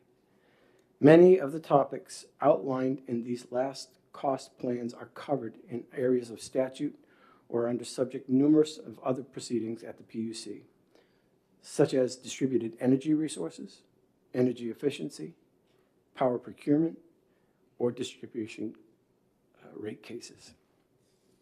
Section 2, the municipal host change, SB 68. In 2021, I collaborated with my colleagues and members in the House to draft a net metering compromise in HB 315. It was a great bill, by the way. This bipartisan compromise permitted a narrow, limited expansion of net metering above the current 1 megawatt net metering cap. This bill allowed municipal hosts, a consumer generator of greater than 1 megawatt, but less than 5 megawatts, to serve as a group host for political subdivision. The goal of this bill was to allow the benefit of expanded net metering to flow to local governments that would benefit our property taxpayers. To date, 10 municipal hosts are registered in the state providing energy cost benefits to municipalities, counties, and schools. However, small municipalities are unable to take part in the municipal host arrangements due to one sentence in that statute. The sentence prevents the municipal hosts that are online after 2021 from serving group member outside that host municipal boundaries. Removing this sentence is a narrow, targeted change that will allow smaller municipalities to take part in municipal host arrangements, while allowing the PUC to continue its adjudication.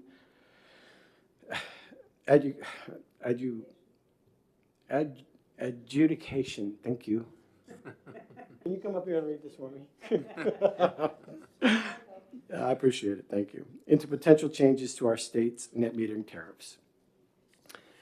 Section 3, RPS Transparency, HB 251. In 2018, the House and Senate worked on a compromise to promote transparency around the cost of the state's renewable portfolio standard.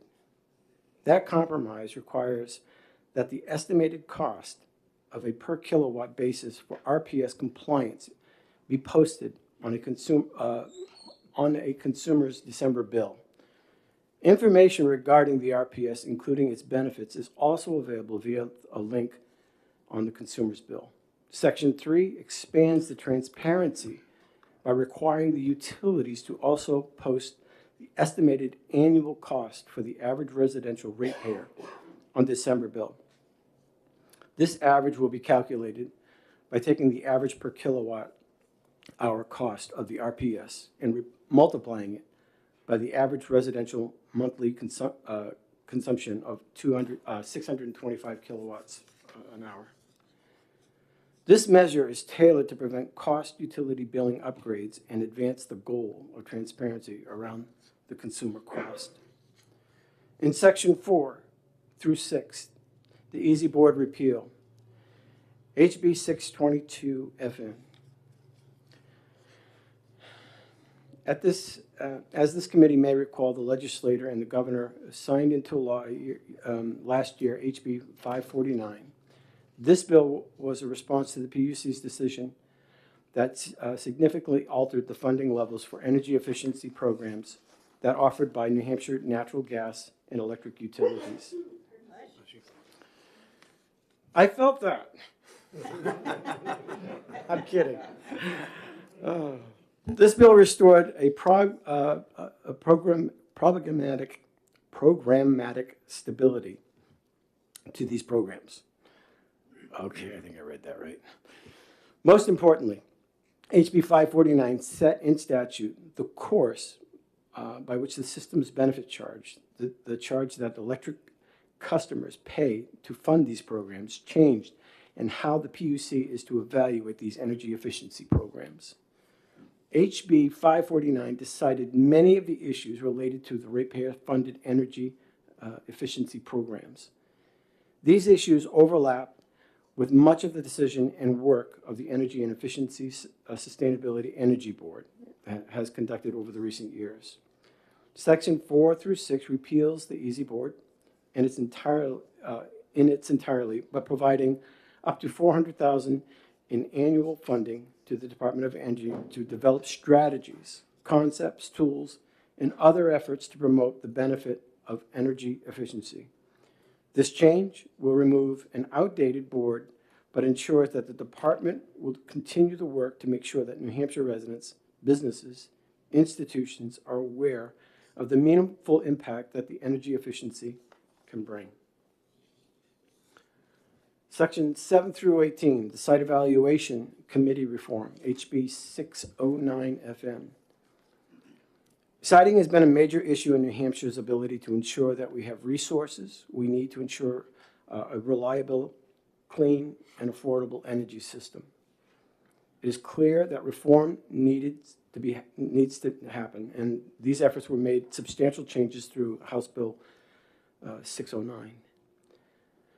That bill met with disagreement on issues that we need to resolve before figuring out the long-term composition of the SEC. However, we need not to waste the opportunity to move forward with some reasonable, non-controversial changes. The amendment will make substantial incremental improvements to the process, and we will be able to take more time to settle the contentious issues, which we will have. The Department of Energy and the DES can discuss these changes in the amendment, and I'm going to rely on them to help us walk through this. So with that, I thank you for your time, and I'm looking forward to hearing testimony. Thank you. Any questions? Seeing none? Senator Waters.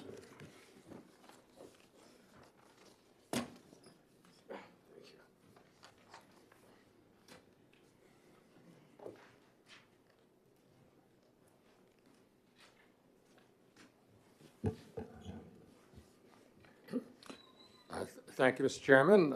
Senator David Waters, District 4, and I am the co-sponsor of this amendment, and I wanted to speak to why it is that the chairman and I are partnering on this effort.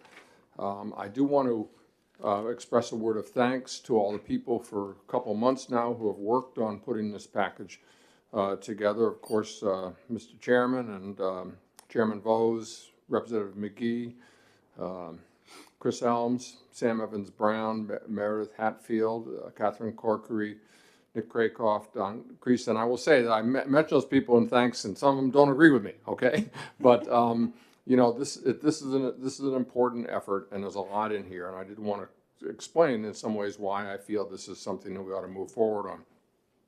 Part of the impetus for this amendment in the first place was my desire, having served on this site evaluation study last summer with Chairman Vose and others, when we had a very, very thorough series of hearings, had an excellent report, and I thought the resulting bill, House Bill 609, got us in a very important direction that we needed to go in. And when that bill stalled in the House, I began conversations as to how we might be able to revive, if not the whole thing amended somewhat, or at least what I call the light version of it, so that we can move forward on site evaluation. And that, I think, is extremely important for us as we're looking at the new energy future for our state. And I did want to talk for a moment about the kind of context that this bill should be seen in. Not only a context of other bills that have been passed in the House from the Senate, and then other ones that are coming over from the House that we're working on. That although 281 has its own 6 components, this is a piece of something much larger that is being accomplished with other bills, both in this committee and in the House. We've had reference already in the conversation on 281 about this. We're in a period of the biggest transformation of energy supplies and distribution since the early 1990s, when we had restructuring and divestiture. The last few years have seen enormous changes on new distributive energy resources, on net metering, on solar and wind, on community power. And now we're looking towards offshore wind and hydrogen, which will similarly transform our energy picture. And then, of course, grid modernization as well. And, you know, we're also in the context of great spikes in energy costs over the last year, plus extraordinary opportunities have come forward with the passing of the Federal Transportation Act, and now the IRA, which is going to provide up to $350 billion of investment. And then the commitment started out at 30 by 30 gigawatts of offshore wind, but now it's 45 gigawatts by 2030 of offshore wind. And that has huge implications for the energy supply for New Hampshire. So that's the context. We made a lot of progress in the last few years, but we need to do some other things. We need to determine how we're going to move forward with siting, and we need to determine how we're going to move forward with the issues that have been raised with the potential repeal of the EASY Board and with least cost integrated planning. And again, I do think that we also need to look at the context of what has emerged over the last few years. You know, Chairman Vose and folks here and in the House, in understanding how the legislature has to set policy for energy. And this is why we have a Department of Energy now. And so many things have fallen out from that, of trying to sort through what we have in statute and to decide what is truly adjudicative and then what is the policy that needs to be in statute. We did it with 549. I think we're going to do it with the parts of 609 we have here. But it also explains why I think we need to have a new approach on the Subsection 281 and on the EASY Board as well. And I just do want to reiterate, Mr. Chairman, that while there are other parts of energy reform and policy which are being passed by both bodies, I hope, this year, they are not explicitly in this amendment on 281, but they are part of the package that is here. And I think that is also a good example of how sometimes we turn inevitability into opportunity. And this, in terms of some of the pieces here that have some objection to them, that we, in fact, those objections might be seen as having contributed to the opportunities that we are putting forward here. So I'd like to, you know, mention a couple of things on each part, but I'll be brief because you did such a thorough job there. The first part here on the integrated least cost resources plans. We heard a lot about it in the previous hearing. To me, there are two things that stand out. I think it's becoming very clear that renewable energy will be the least cost energy resources that come forward in the future. That is the spirit of Senate Bill 54, which is moving forward in the House. I do think that we need to look, however, at how the planning for these new resources comes in. I think, too, that I am persuaded that we need to look at the externalities that are created by certain kinds of energy sources as well. That's why I mentioned in the previous hearing that I think we do have a bipartisan commitment from both bodies to look very carefully at what we need to do in a new bill next year on these matters and on the EASY Board matters as well. Second part of the bill is the municipal host. This is the Senate version from Senate Bill 68. It's in here. It's important that it's in here. Doing it this way and in this version means that we avoid a veto. And I am a strong believer in getting something rather than nothing. You know, we can put together a lot of policy, but if it doesn't make it over the finish line, what have we done? This is important. It will really open the door to significant investment in our municipalities. And I can speak very personally from Somersworth and Dover and Rollinsford in my district, the potential to save millions of dollars for taxpayers if we make this change. I know that a lot of us share the belief, Mr. Chairman, with the bills you put in about trying to expand and Senator Altshower's desire in terms of Ps. I do hope that we will continue to find ways in the future to move forward on more net metering, but this is a significant gain. Thirdly, disclosure of cost of compliance.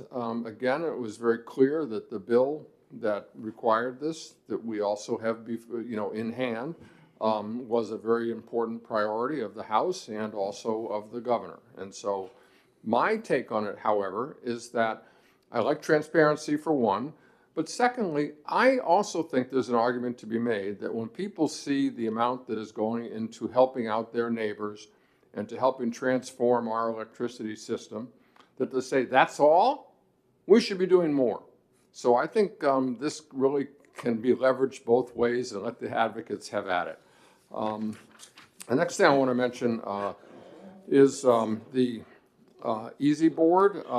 This again, do we really need to do both repeals right now? I think that's a tough ask of the advocates who are very concerned that their voices may not be heard, the public's voices may not be heard in the same way about these important environmental issues and energy issues that we're facing. I am persuaded by the argument that things have changed, particularly with the Easy Board, maybe somewhat less so with the least cost resources planning.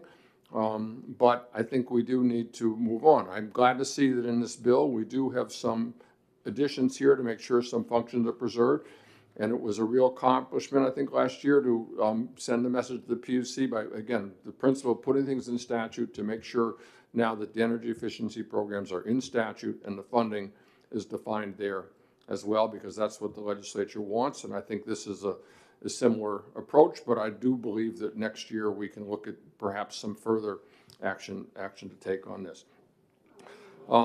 Then the last part here on the, have talked about the Easy Board, and then finally the last part, which I'm going to let Chairman Vose talk more about, is the version of 609 that is the SEC reform. I do think we can go farther with this. I think this is a very valuable start on this system. One of the reasons I was wanting to see if we could revive portions of 609 is I'm extremely concerned about New Hampshire being a state that cannot cite energy sources and new distribution sources. It is hurting us, particularly with the opportunities of offshore wind. The auctions are next summer. We have to have a system ready that developers can see that they can onshore power into New Hampshire. We have a new proposal from National Grid, which, let me note, is bi-directional, which is an extraordinary advantage for us to be able to bring in offshore wind. But the bottom line is we have to be able to reasonably have a process that people can have some assurance that with due public input and environmental concerns, we can cite energy facilities for this new energy economy that's developing. So thank you, Mr. Chairman. Thank you, Senator. I really appreciate you. Are there questions from the committee? Seeing none, thank you very much. Oh, Senator Altshuler? All right, no questions. Thank you. Representative Vose?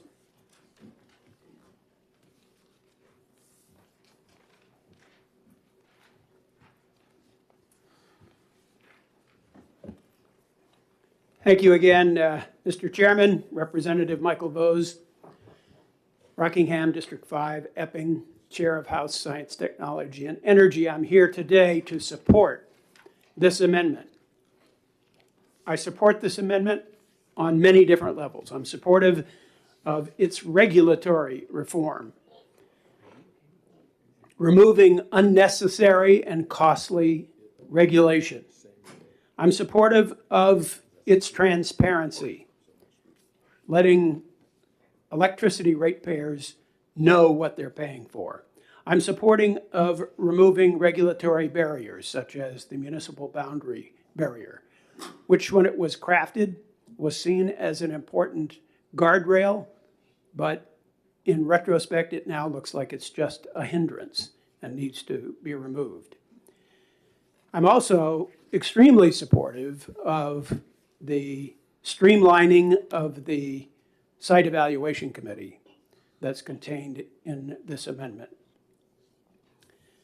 And I'm willing to go through what I see as 8 major reforms that this amendment makes to the site evaluation committee process, if you would like me to do so, or I will just say that what this amendment does, what this SEC Light provision does, is it involves the Department of Energy into the process in a way that it was not involved before.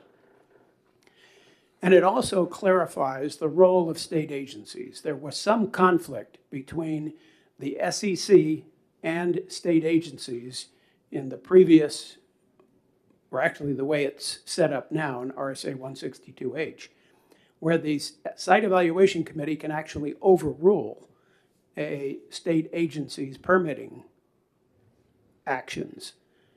And that's probably not the best way to do things. So this amendment will clarify that state agencies' permitting actions and processes are paramount to the whole siting process. There are other changes that I could go over if you like, but those are the main changes that this amendment will make to the SEC process, and I think they're good changes. I would say one other thing before I open up for questions, and that is that the EASY Board was essentially replaced in House Bill 549. Its major functionality was removed in that statute, and as a result, the EASY Board now doesn't really have much authority. Further, I would point out that the EASY Board has functionally been replaced, as you would expect in a free market economy, by another organization, and that organization is Clean Energy New Hampshire. Clean Energy New Hampshire now does much of what the EASY Board might have done before in giving a voice to organizations, groups, advocacy organizations who want to speak on behalf of clean energy. They now have a voice in Clean Energy New Hampshire. That makes the EASY Board redundant, and this bill's repeal of the EASY Board, I think, is just a cleanup of what's already happened. So with that, I'll stop and open it up for questions if there are any. Senator Waters with a question. Thank you, Mr. Chairman, and thank you, Mr. Chairman, too.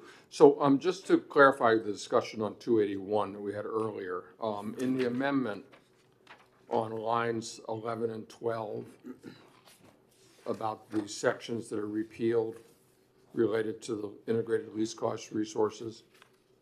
Yes. So you would, what we should have there is RSA 378:38 through 378:40 is repealed.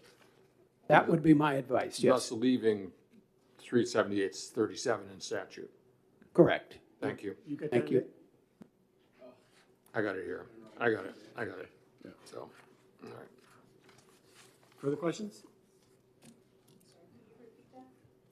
So yeah, on the first page of the amendment, lines 11 and 12, where it now has 378:37 through RSA 378:40, it would read RSA 378:38 through RSA 378:40. So that keeps 37, which is the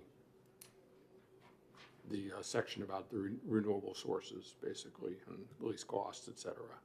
So, thank you. Further questions? Senator Altshuler.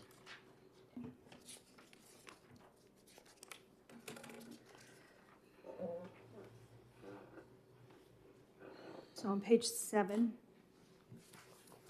and thank you for entertaining the question, and Representative Bose, thank you. And if this is possibly a question that could be answered by the other participants in writing this amendment, I'm open to that with the chair's approval. Page 7, line 28. The committee shall also send a copy of the public notice not less than 14 days. So is there, am I not seeing something, but is this public notice available electronically, or how are people knowing? I understand that there's an exception for the state agencies.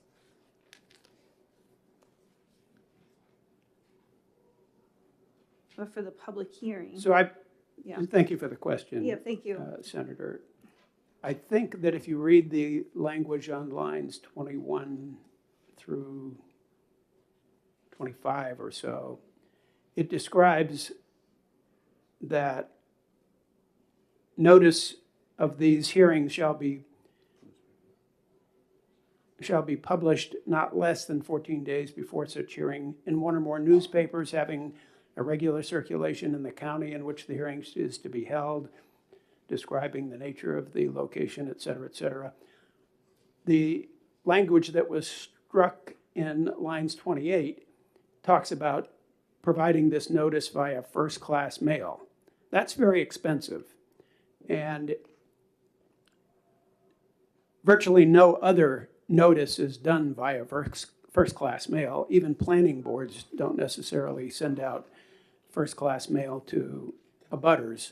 So I think this was struck in order to reduce the expense that is involved in putting on these public hearings. They're still very important public hearings, but there's adequate way to notice the public that these hearings will be held using newspapers and other notice facilities such as websites, posting a notice in a public location, et cetera. So this is a cost-saving measure. Is there a follow-up? Yes, thank you. Understood. Is it, should there be an outline of that, this should be also on digital platforms or within the scope of the towns or abutting towns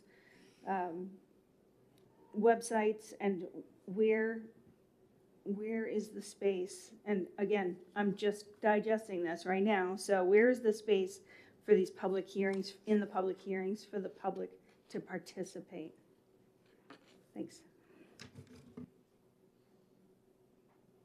So the other state agencies who have regulatory obligations, permitting, for example, will also be holding hearings, and they'll use their standard processes for notifying the public of those hearings, as outlined in lines 33, 34, 35, et cetera, down to 37.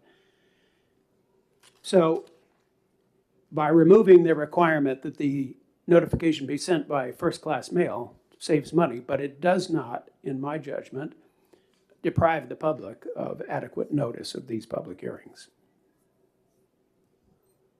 Further questions from the committee? Seeing none, thank you very much, Representative Owens. Representative McGee?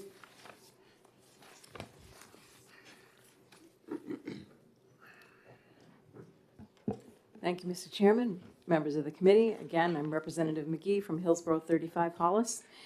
I'll just continue.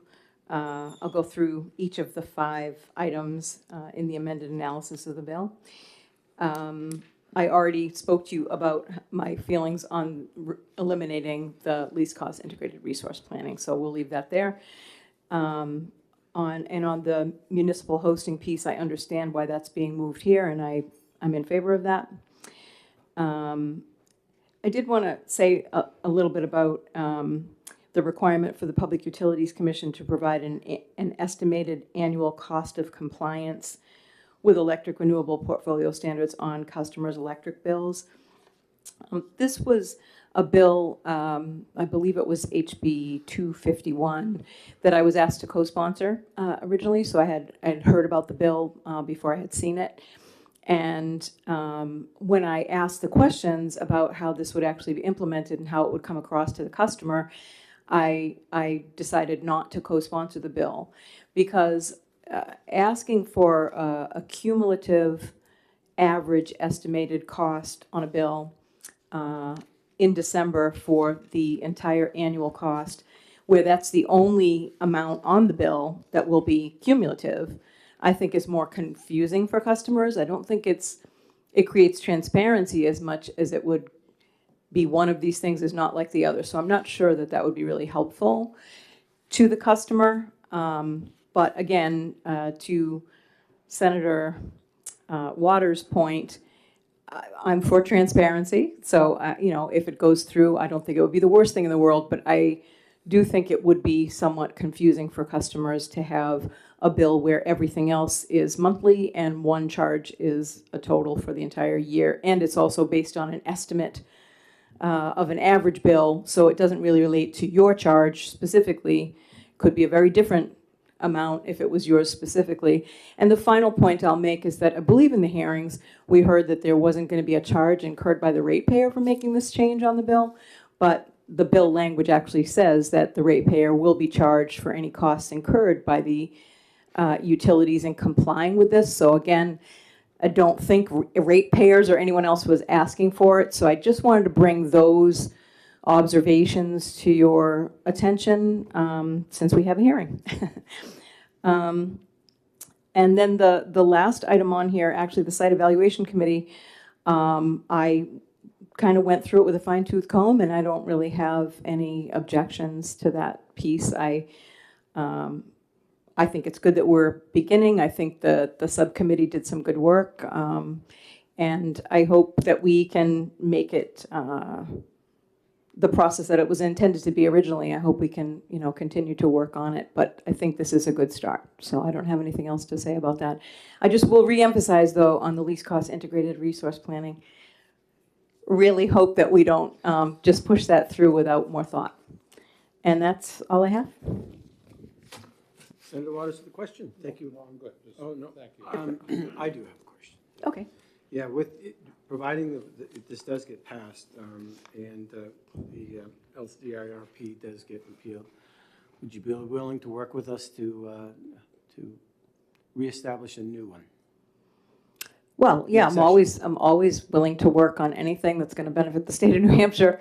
That's what I'm here for. Maybe update it and restructure it and, you know, have a conversation on that. Yeah, I think there are probably people who know a lot more about the existing process and what needs to be changed, and I think that needs to happen. I think it's harder to do once it's been entirely eliminated, but I guess I said that already. Yeah, so of course I'd be willing to help. Great. Yeah. Thank you very much. Senator Altshuler with a question? Thank you, Mr. Chair. Thank you for taking my question. I'm curious about on page 8, the entire section of lines 7 through 14 are eliminated.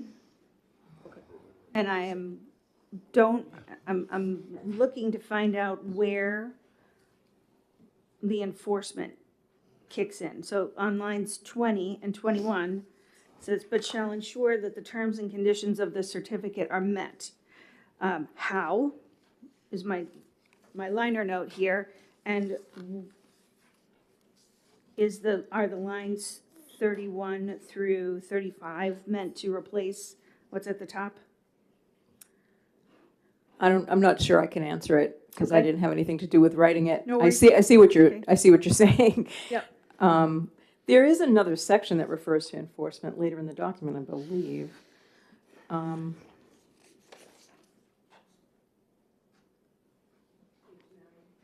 Yeah, page 9. Well, let's see. I would like applause for my memory there. Yeah, that's fine. But I'm not sure, to your question, that it actually includes all of what has been stricken. So I would have to do a. Is there a follow-up? All right. Thank you very much, Thank you. Representative. Okay, so Mr. Gage, John Gage.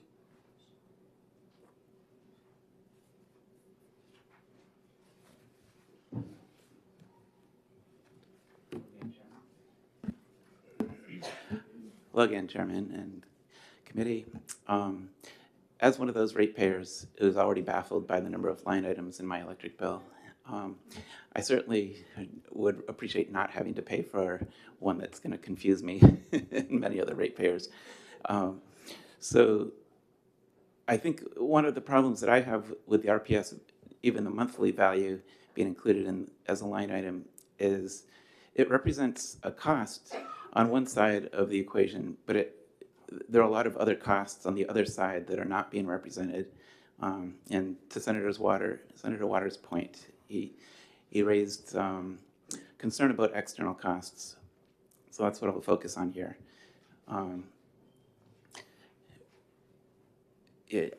I believe, Chairman, you had stepped out before, so I'll just briefly mention it again. I'm convinced carbon pricing is coming. It's in 70 countries around the world now. That's tripled in the last 10 years, and prices are rising. The price of the EU is over $100 per ton of CO2 emitted now. Does that have to do with this bill?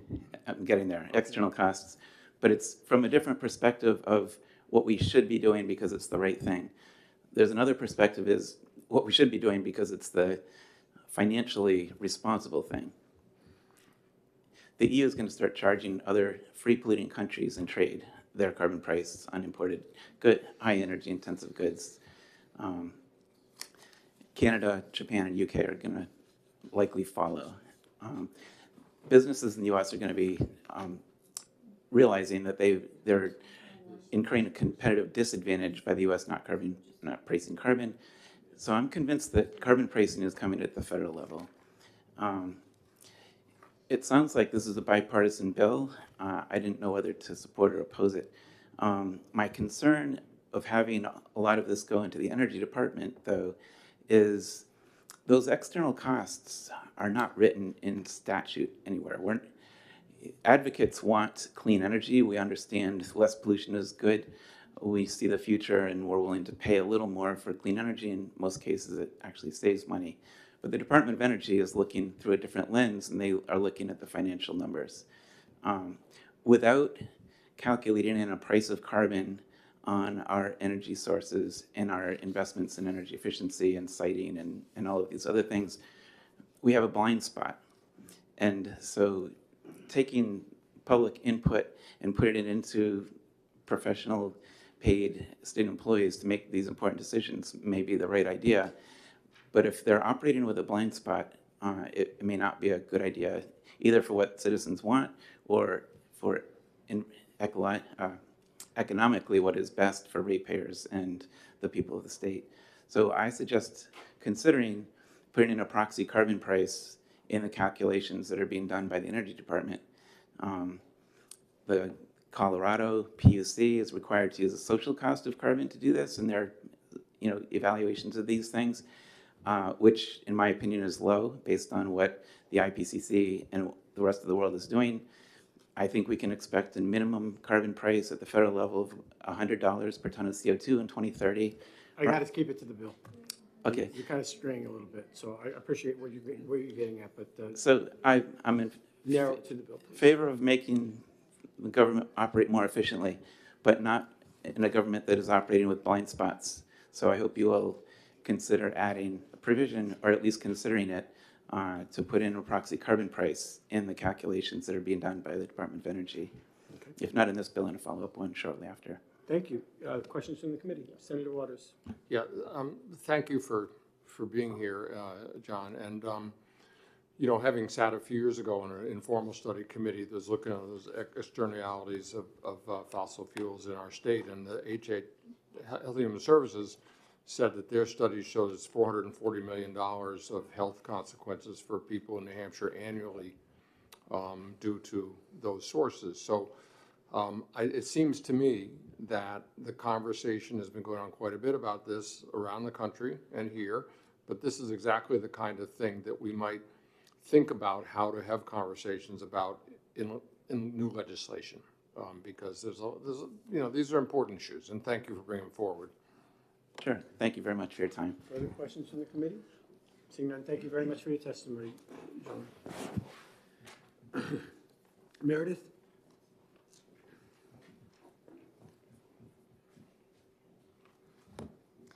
Good morning, Chairman Avard, members of the committee. Meredith Hatfield for the Nature Conservancy.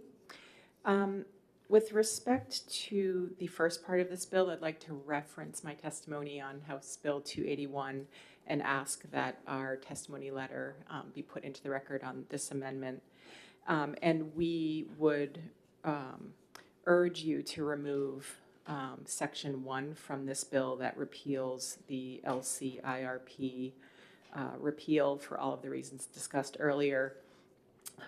It actually reduces transparency and removes the ability for the public to hear from utilities before they spend our money, and for environmental groups like TNC to participate in that process. We strongly support Section 2, but we believe that it should be in the standalone bill, House Bill 139.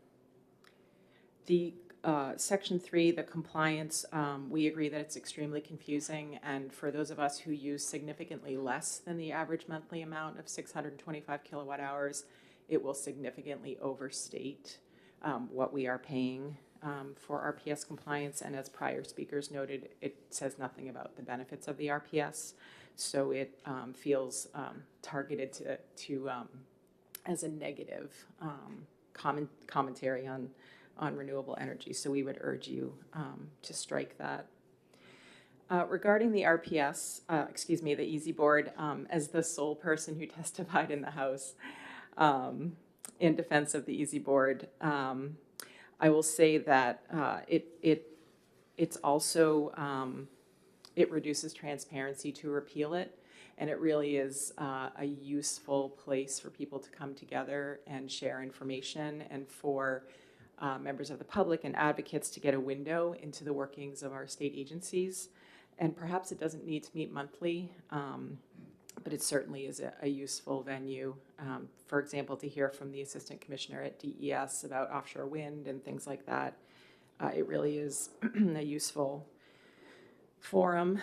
And in ST&E, there was discussion of perhaps amending that bill, which did not succeed, but there was discussion about perhaps requiring DOE to have some public meetings sometimes to both receive public comment and also to share information, which we think is a good idea. Regarding the final sections of the bill related to the Site Evaluation Committee, there were 2 days of testimony on House Bill 609 where people came from all over the state because of the importance of getting energy siting right. And the only language that, or the main language I see shifts the enforcement duties to DOE, which seems to make a lot of sense. But the prior comments about enabling public process and developing a better process for energy developers, I just don't see that in that language. So I would, because that bill, House Bill 609, was retained by ST&E for further work, I would urge you to stay on that path and to just wait a few more months to see the full bill come before you and to provide, to ensure that municipalities and other interests have a chance to weigh in on that. So again, we would ask that you find this amendment inexpedient to legislate. Thank you. Thank you for your testimony. Questions from the committee? Seeing none. Thank you very much.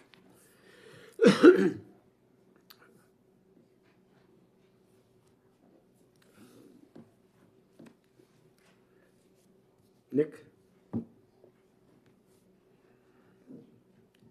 From CLF. Not Nick Paul.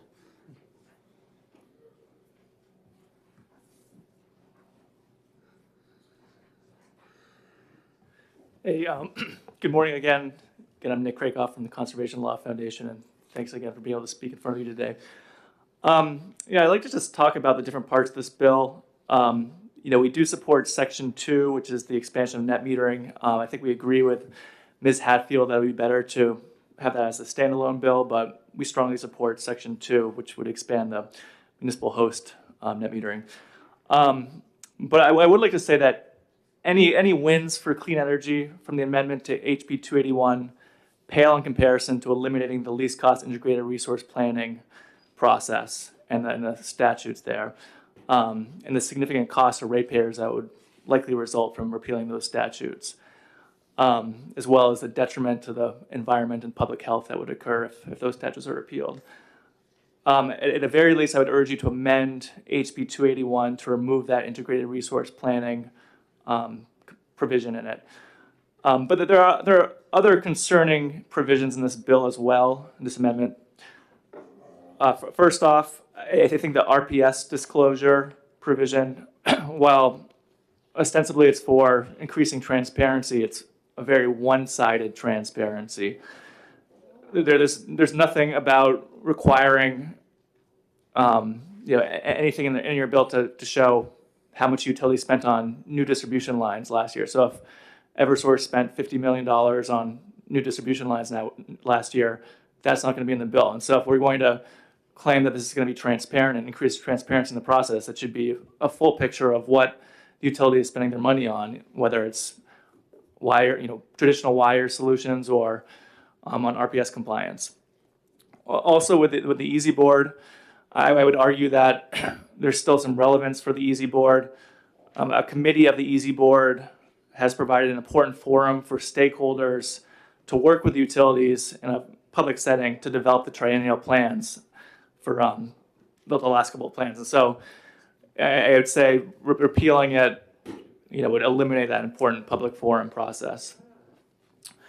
So in conclusion, I would again refer to my testimony for HB 281, but I do think that any benefits to the clean energy sector do not outweigh the poison pill that is the repeal of the least cost integrated resource statute. And so, because I don't think the sum is, outweighs its parts, I would urge you to ITL this bill. One last thing I would note is that with respect to least cost integrated resource planning, we've heard from several folks today that this is an attempt to reduce regulation, that the process is too onerous for complying with least cost integrated resource planning. But we haven't heard from a single utility today urging you to repeal least cost integrated resource planning. Usually when there's deregulation occurring, somebody that's affected by the regulation will speak up and say, okay, this is onerous, this is affecting us, this is why we should repeal it. Mr. Licata pointedly said that he did not check that box on the form in support of the bill. And we haven't heard from Unitil or Liberty, the other utilities in the state. So I just ask you, what is the reason for repealing that particular statute when none of the entities that are most affected by it are here today to support it? So again, I would urge you to strike that from the amendment. And while I do respect Mr. Waters, Senator Waters, trying to develop a process to create a replacement for least cost integrated resource planning, I just think that we should, rather than repeal it outright, we should try to fix the current process and work with that rather than start a new next session. And thank you very much for your time. Thank you for your testimony. Questions from the committee? Seeing none, thank you.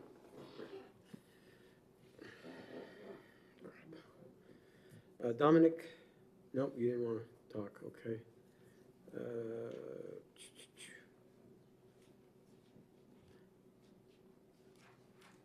Did I ask Richard, husband? No. Oh, I'm sorry. You think you don't like me? Oh, I like everybody. Good morning again. Good morning. Thank you for coming. Thank you. Again, Richard Husband. I testified earlier. I'm from Litchfield. I testified earlier on HB 281 that I thought it would be a mistake to repeal it without providing a better statutory framework for doing the same thing, as a number of people have testified today. I don't understand the urgency in repealing legislation that is, as people have testified, a valuable tool in Public Utility Commission proceedings and has advanced our energy future to some extent, although it does need a lot of work. It's been here for 30 years. Why would we want to repeal it and leave all those holes there in the hope that something is going to replace it that's better? We're probably lucky to get something as good, let alone better. So I think first you need to get the better on the table before you consider repealing. The state is making a lot of advances in energy improvements. I think the legislature is working really hard. I appreciate everything you guys are doing. I obviously don't agree with everything you're doing, but you're working hard at it, and we are improving. But please don't take away a valuable tool before you make sure that you have something in place that's going to improve it. And on that front, I would just note, if you're going to introduce an amendment, as I had suggested in my testimony, the amendment you should introduce is HB 208, which is the House bill that introduced earlier that would establish a climate plan and would amend 378-37, our official energy policy, to update it in line with our energy situation right now and the climate plan, which again is what a lot of people have urged, that we update the planning statutes, not repeal them. If the commission wants to put HB 208 in as the amendment for the first section of the amendment we're considering, and it wants to keep in let's see, I would certainly be on board with section 2. I don't have a problem with the SEC. I'm into the amendments now, obviously. I don't have a problem with the SEC amendments. I agree with Senator Waters that it's very important that we get energy sited in New Hampshire. I would just point out for those who may be hearing differently, it's not the advocates, it's not the people who are fighting for clean energy in New Hampshire who are an impediment. I think in general, if you want my opinion, I think it's just we have a lot of opposing forces. We're going through a very grueling, difficult process, and we're finally coming to an understanding. But in any event, I don't support this amendment for the same reasons I oppose 281 as a whole. It's providing a good service, and it should stay in place until we come up with something better. I would urge you to speak with people like the consumer advocate, Attorney Don Crease over the summer. They're very good people in the utility side and with the Conservation Commission or other environmental groups who would be happy to work with you. If you want me, I'm happy to work with you. But work over the bill over the summer into the fall before you consider work on something new before you consider repealing HB 281, please. With that, I have no further questions. Thank you for your testimony. Questions from the committee? Seeing none, Thank you. Thank you very much. Susan, you want to talk again? Susan Richmond?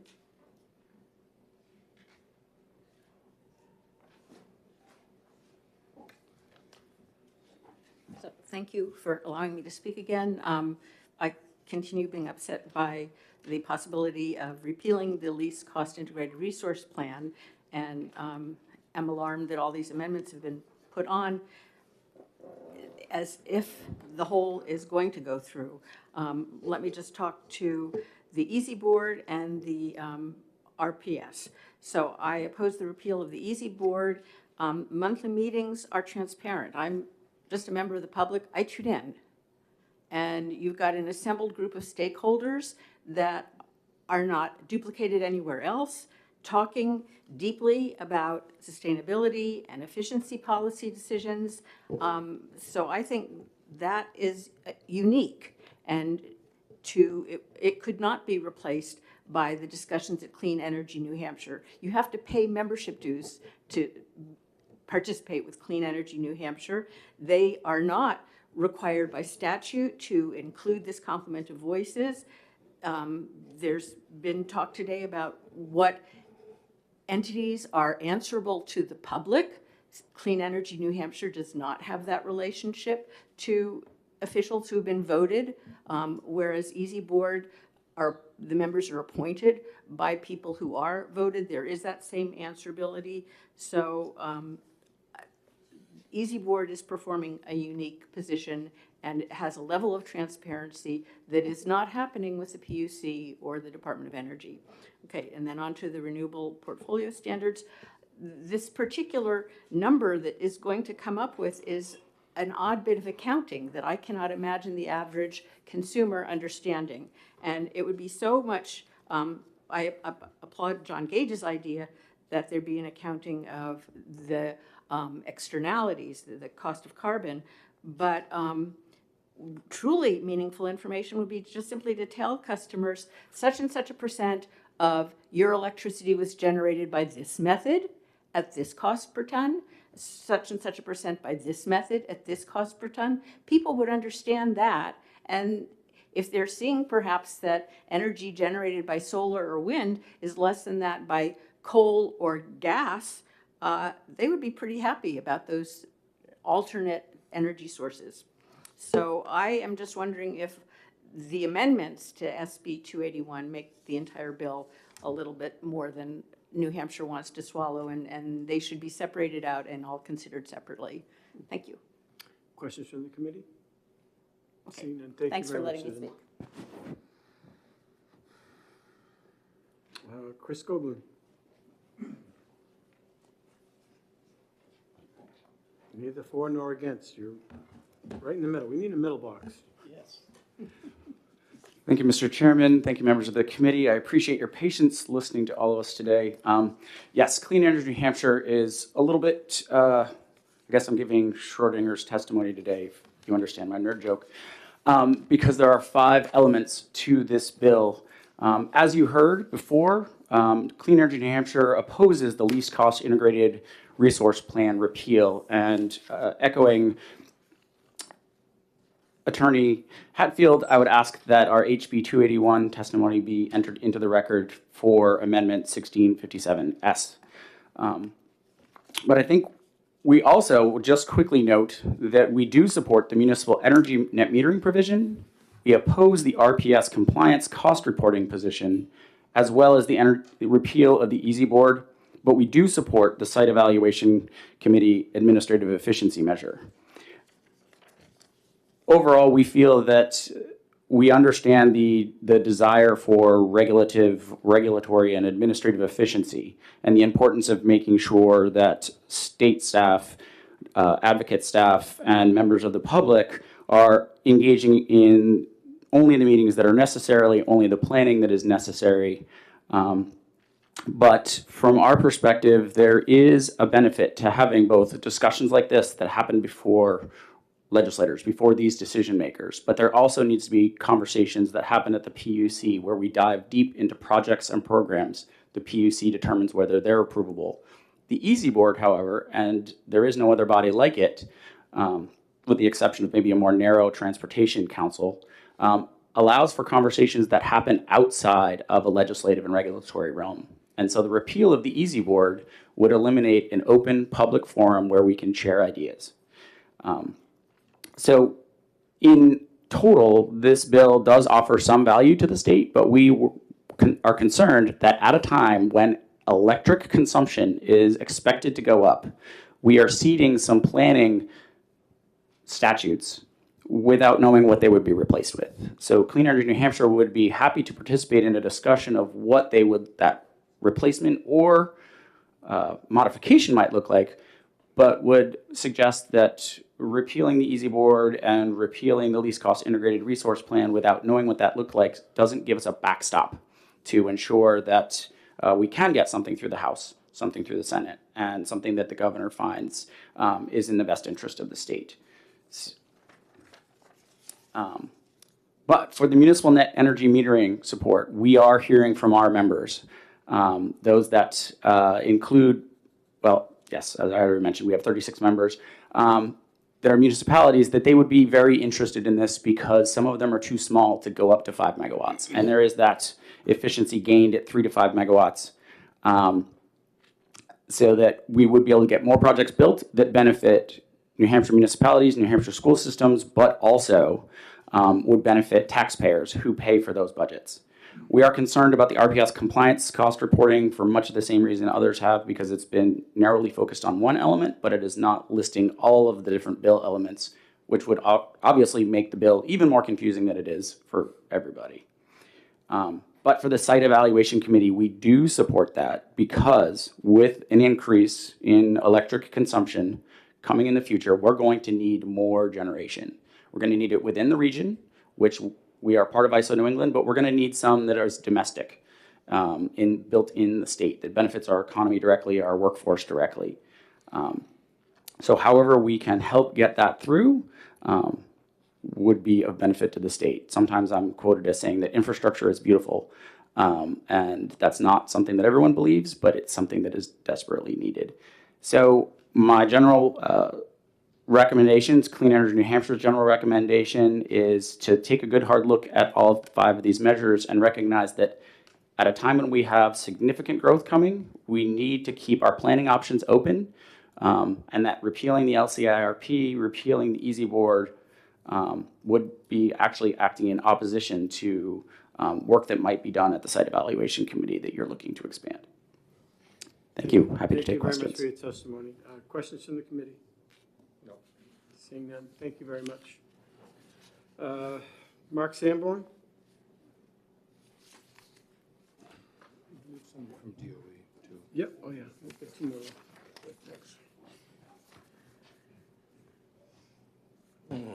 Good morning. For the record, Mark Sanborn, Assistant Commissioner of the New Hampshire Department of Environmental Services. I am here to speak on the SEC portion of the amendment in strong support of it.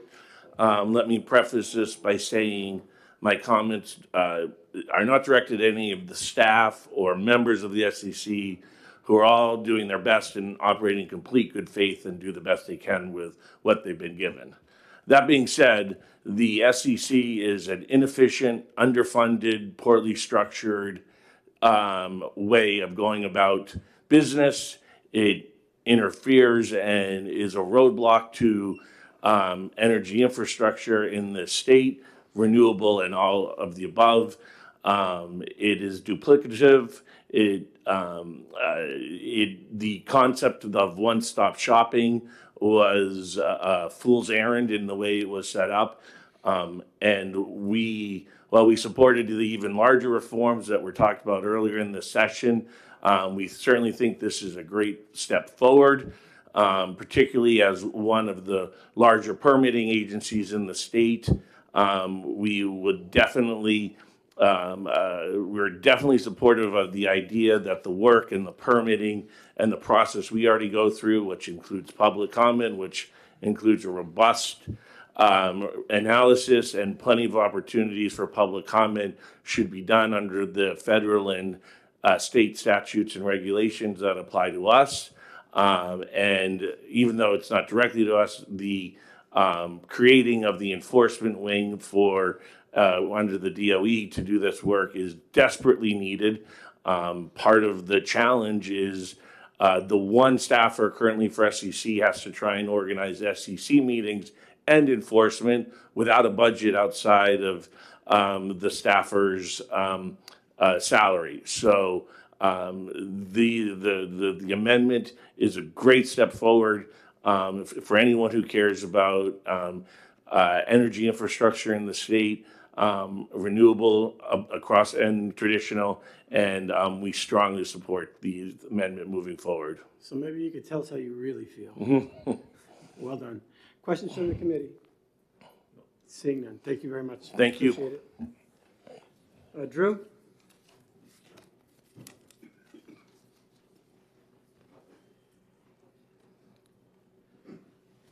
What kind of car do you drive? I'm just kidding. Drew Beamer.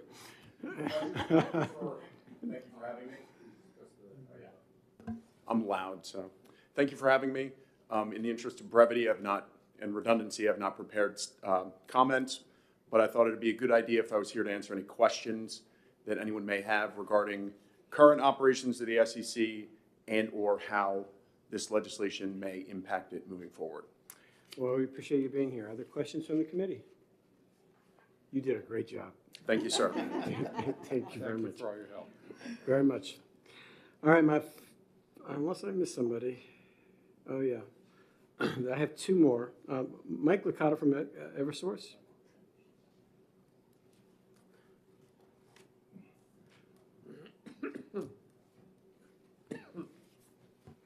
Thank you. Again, Michael Licata representing Eversource in support of the bill.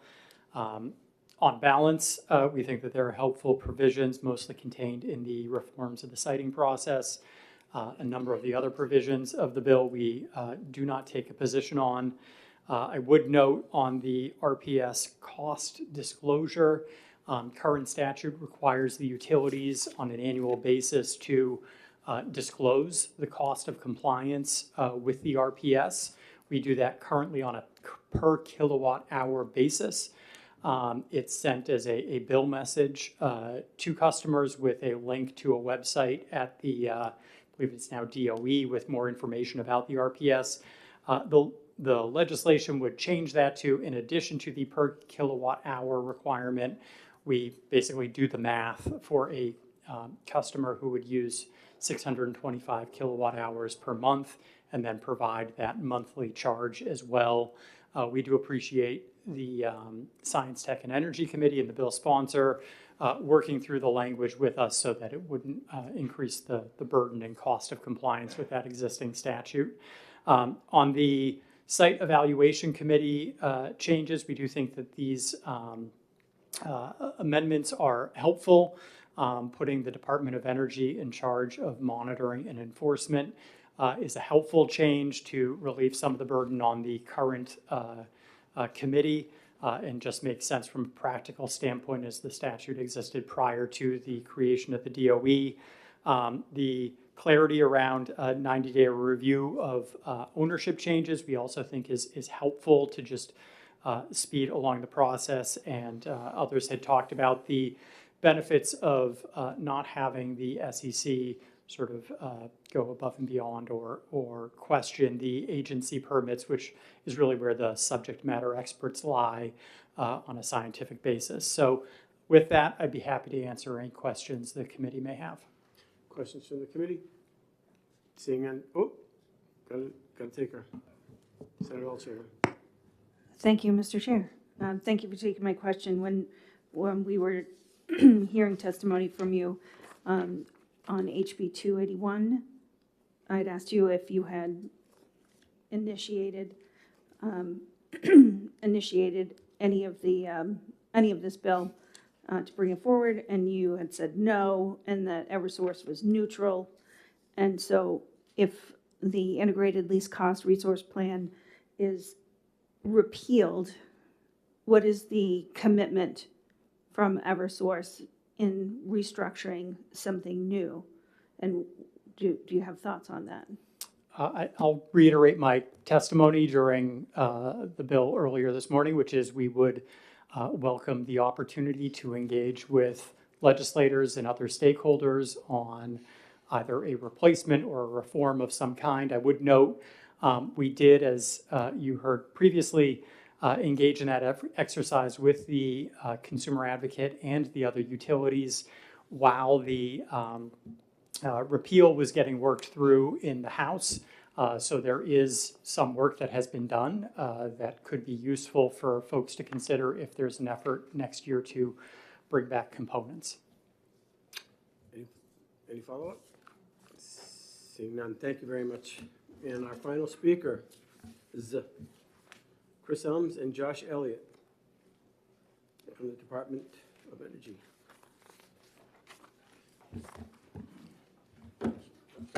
Yeah. Josh looks a little different here. Josh looks a little different.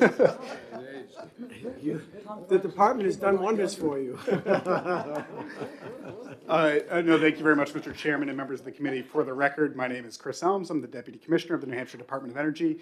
I'm joined by Tom Frantz, who is the Director of our Regulatory Support Division. I wanted to let everybody know, just so you could hear all the testimony so that you could be forewarned of maybe questions that the public was concerned about. So that's why I held you for last, but we appreciate you being here both.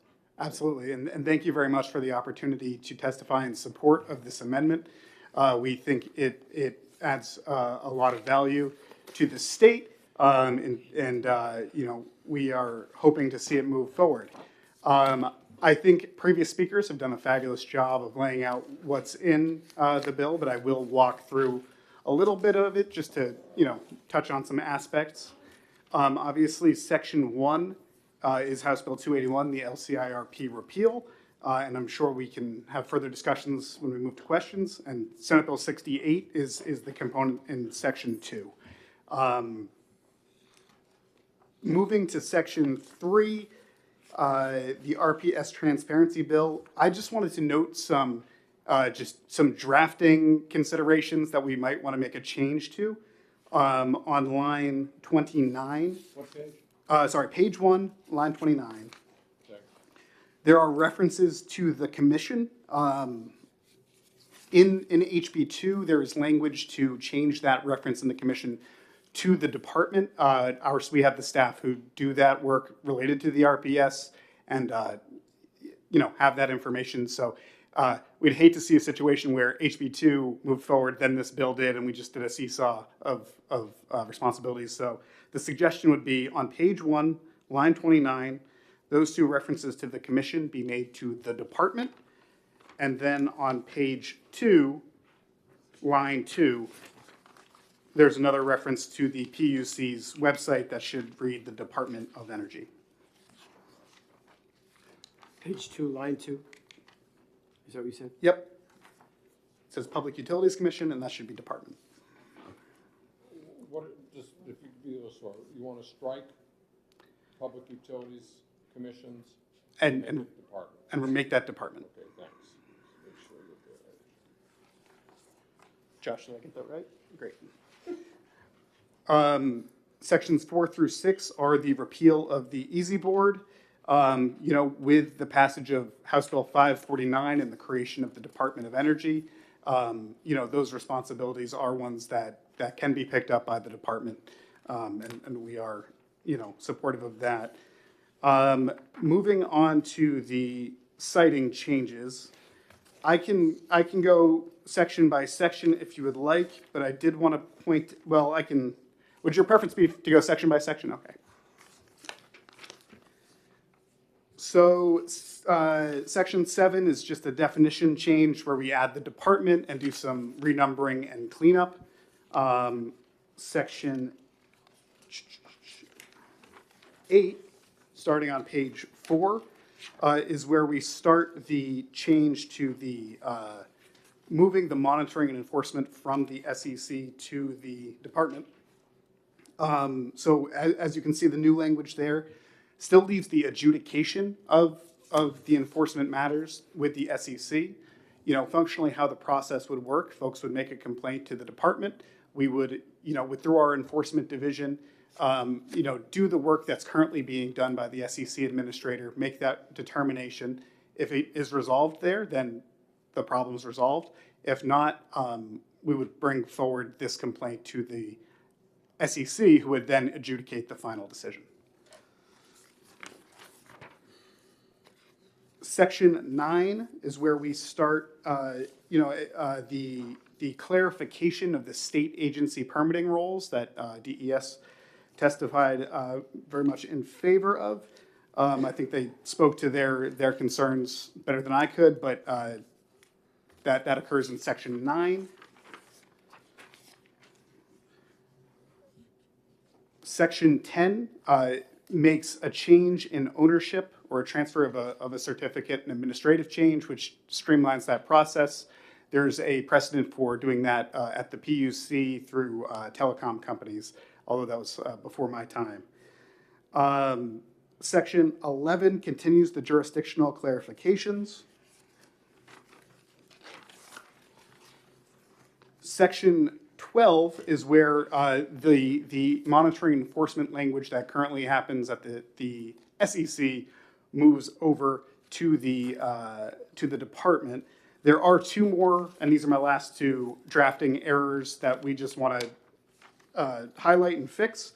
On line 33 of page 8, line 33, there's a reference that the department shall notify the commission. That should read, the department shall notify the committee, because the SEC is the adjudicative body here. I think that's a remnant of previous versions of the legislation. And likewise, on line 35 of page 8, there is a reference to commission that should be committee.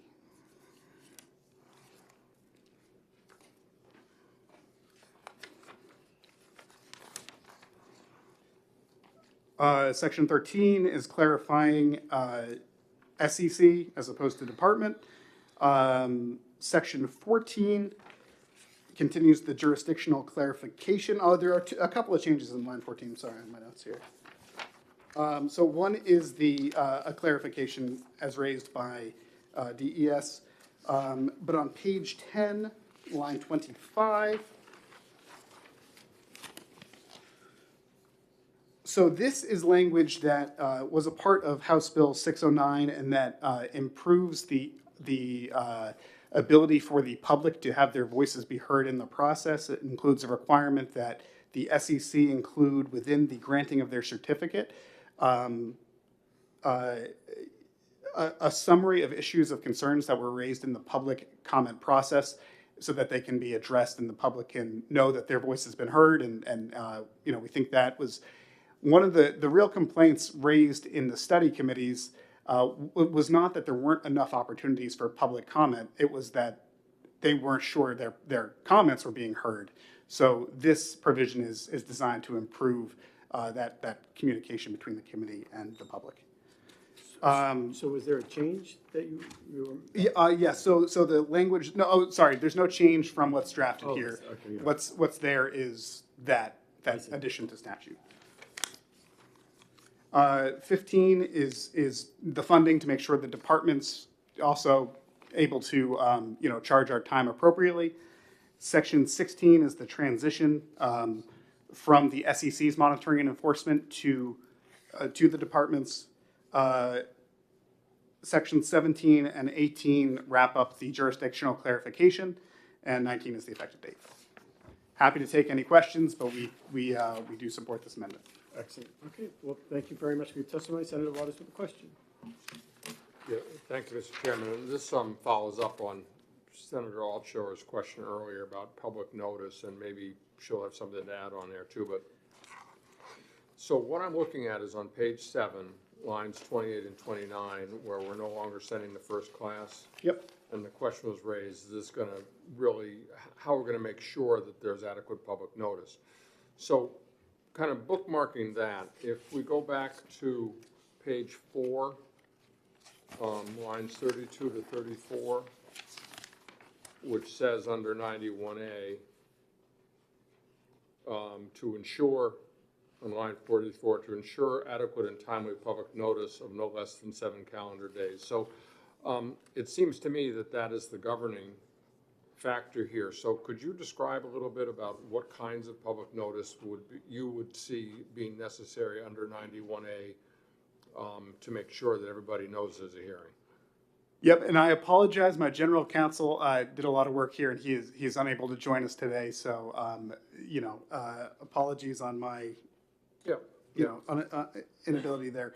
On page 7, you see, it strikes out the first class mail. Yep. And there's a question: are people going to really? Is everybody who wants to know about it, the municipality is going to know about it? And so that's why I was looking back onto page 4, the ensure adequate and timely public notice of no less than 7 calendar days, which I would think would cover the concern, but that's why I'm asking as to what kinds of public notice would be adequate in ensuring.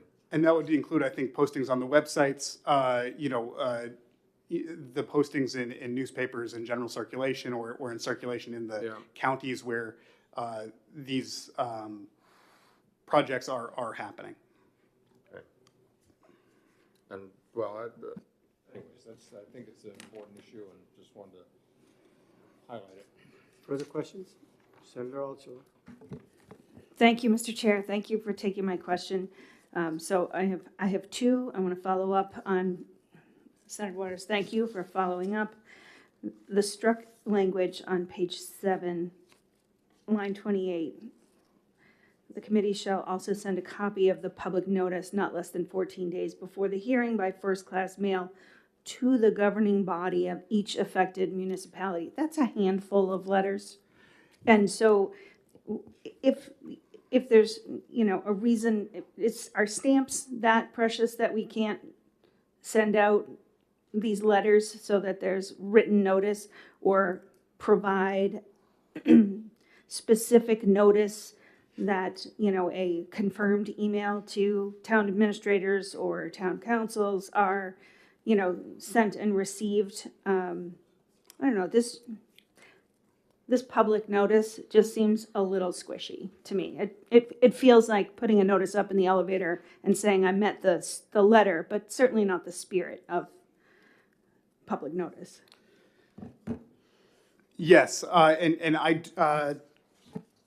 Do you have more information on what was raised. But what I will say is that this, this change here in this statute, I think it is moved towards working towards that clarification of state agency permitting roles. I think in the current way of doing it, this idea that the SEC would be the one providing that notice might run afoul of things such as DES's permitting and their federal requirements that say somebody who's applying for a permit be the one participating in that process.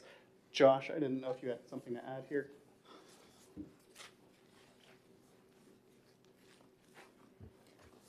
Sorry, thank you. Josh Elliott, again, Director of the Division of Policy and Program. So Senator Altshuler, to your question, the RSA that's currently being amended on in that section that you referenced, there are further sections above an existing statute that aren't changed in RSA 162 H10 that goes through each of the steps, and there's at least, Griffin, I believe, two additional? Yeah, two additional mailings that go, first-class mailings that go to the governing body of the municipality. Is there a follow-up? Follow-up. So thank you for the clarification. I'm going to look that up. My second question is for Mr. Elms. Thank you very much, Josh.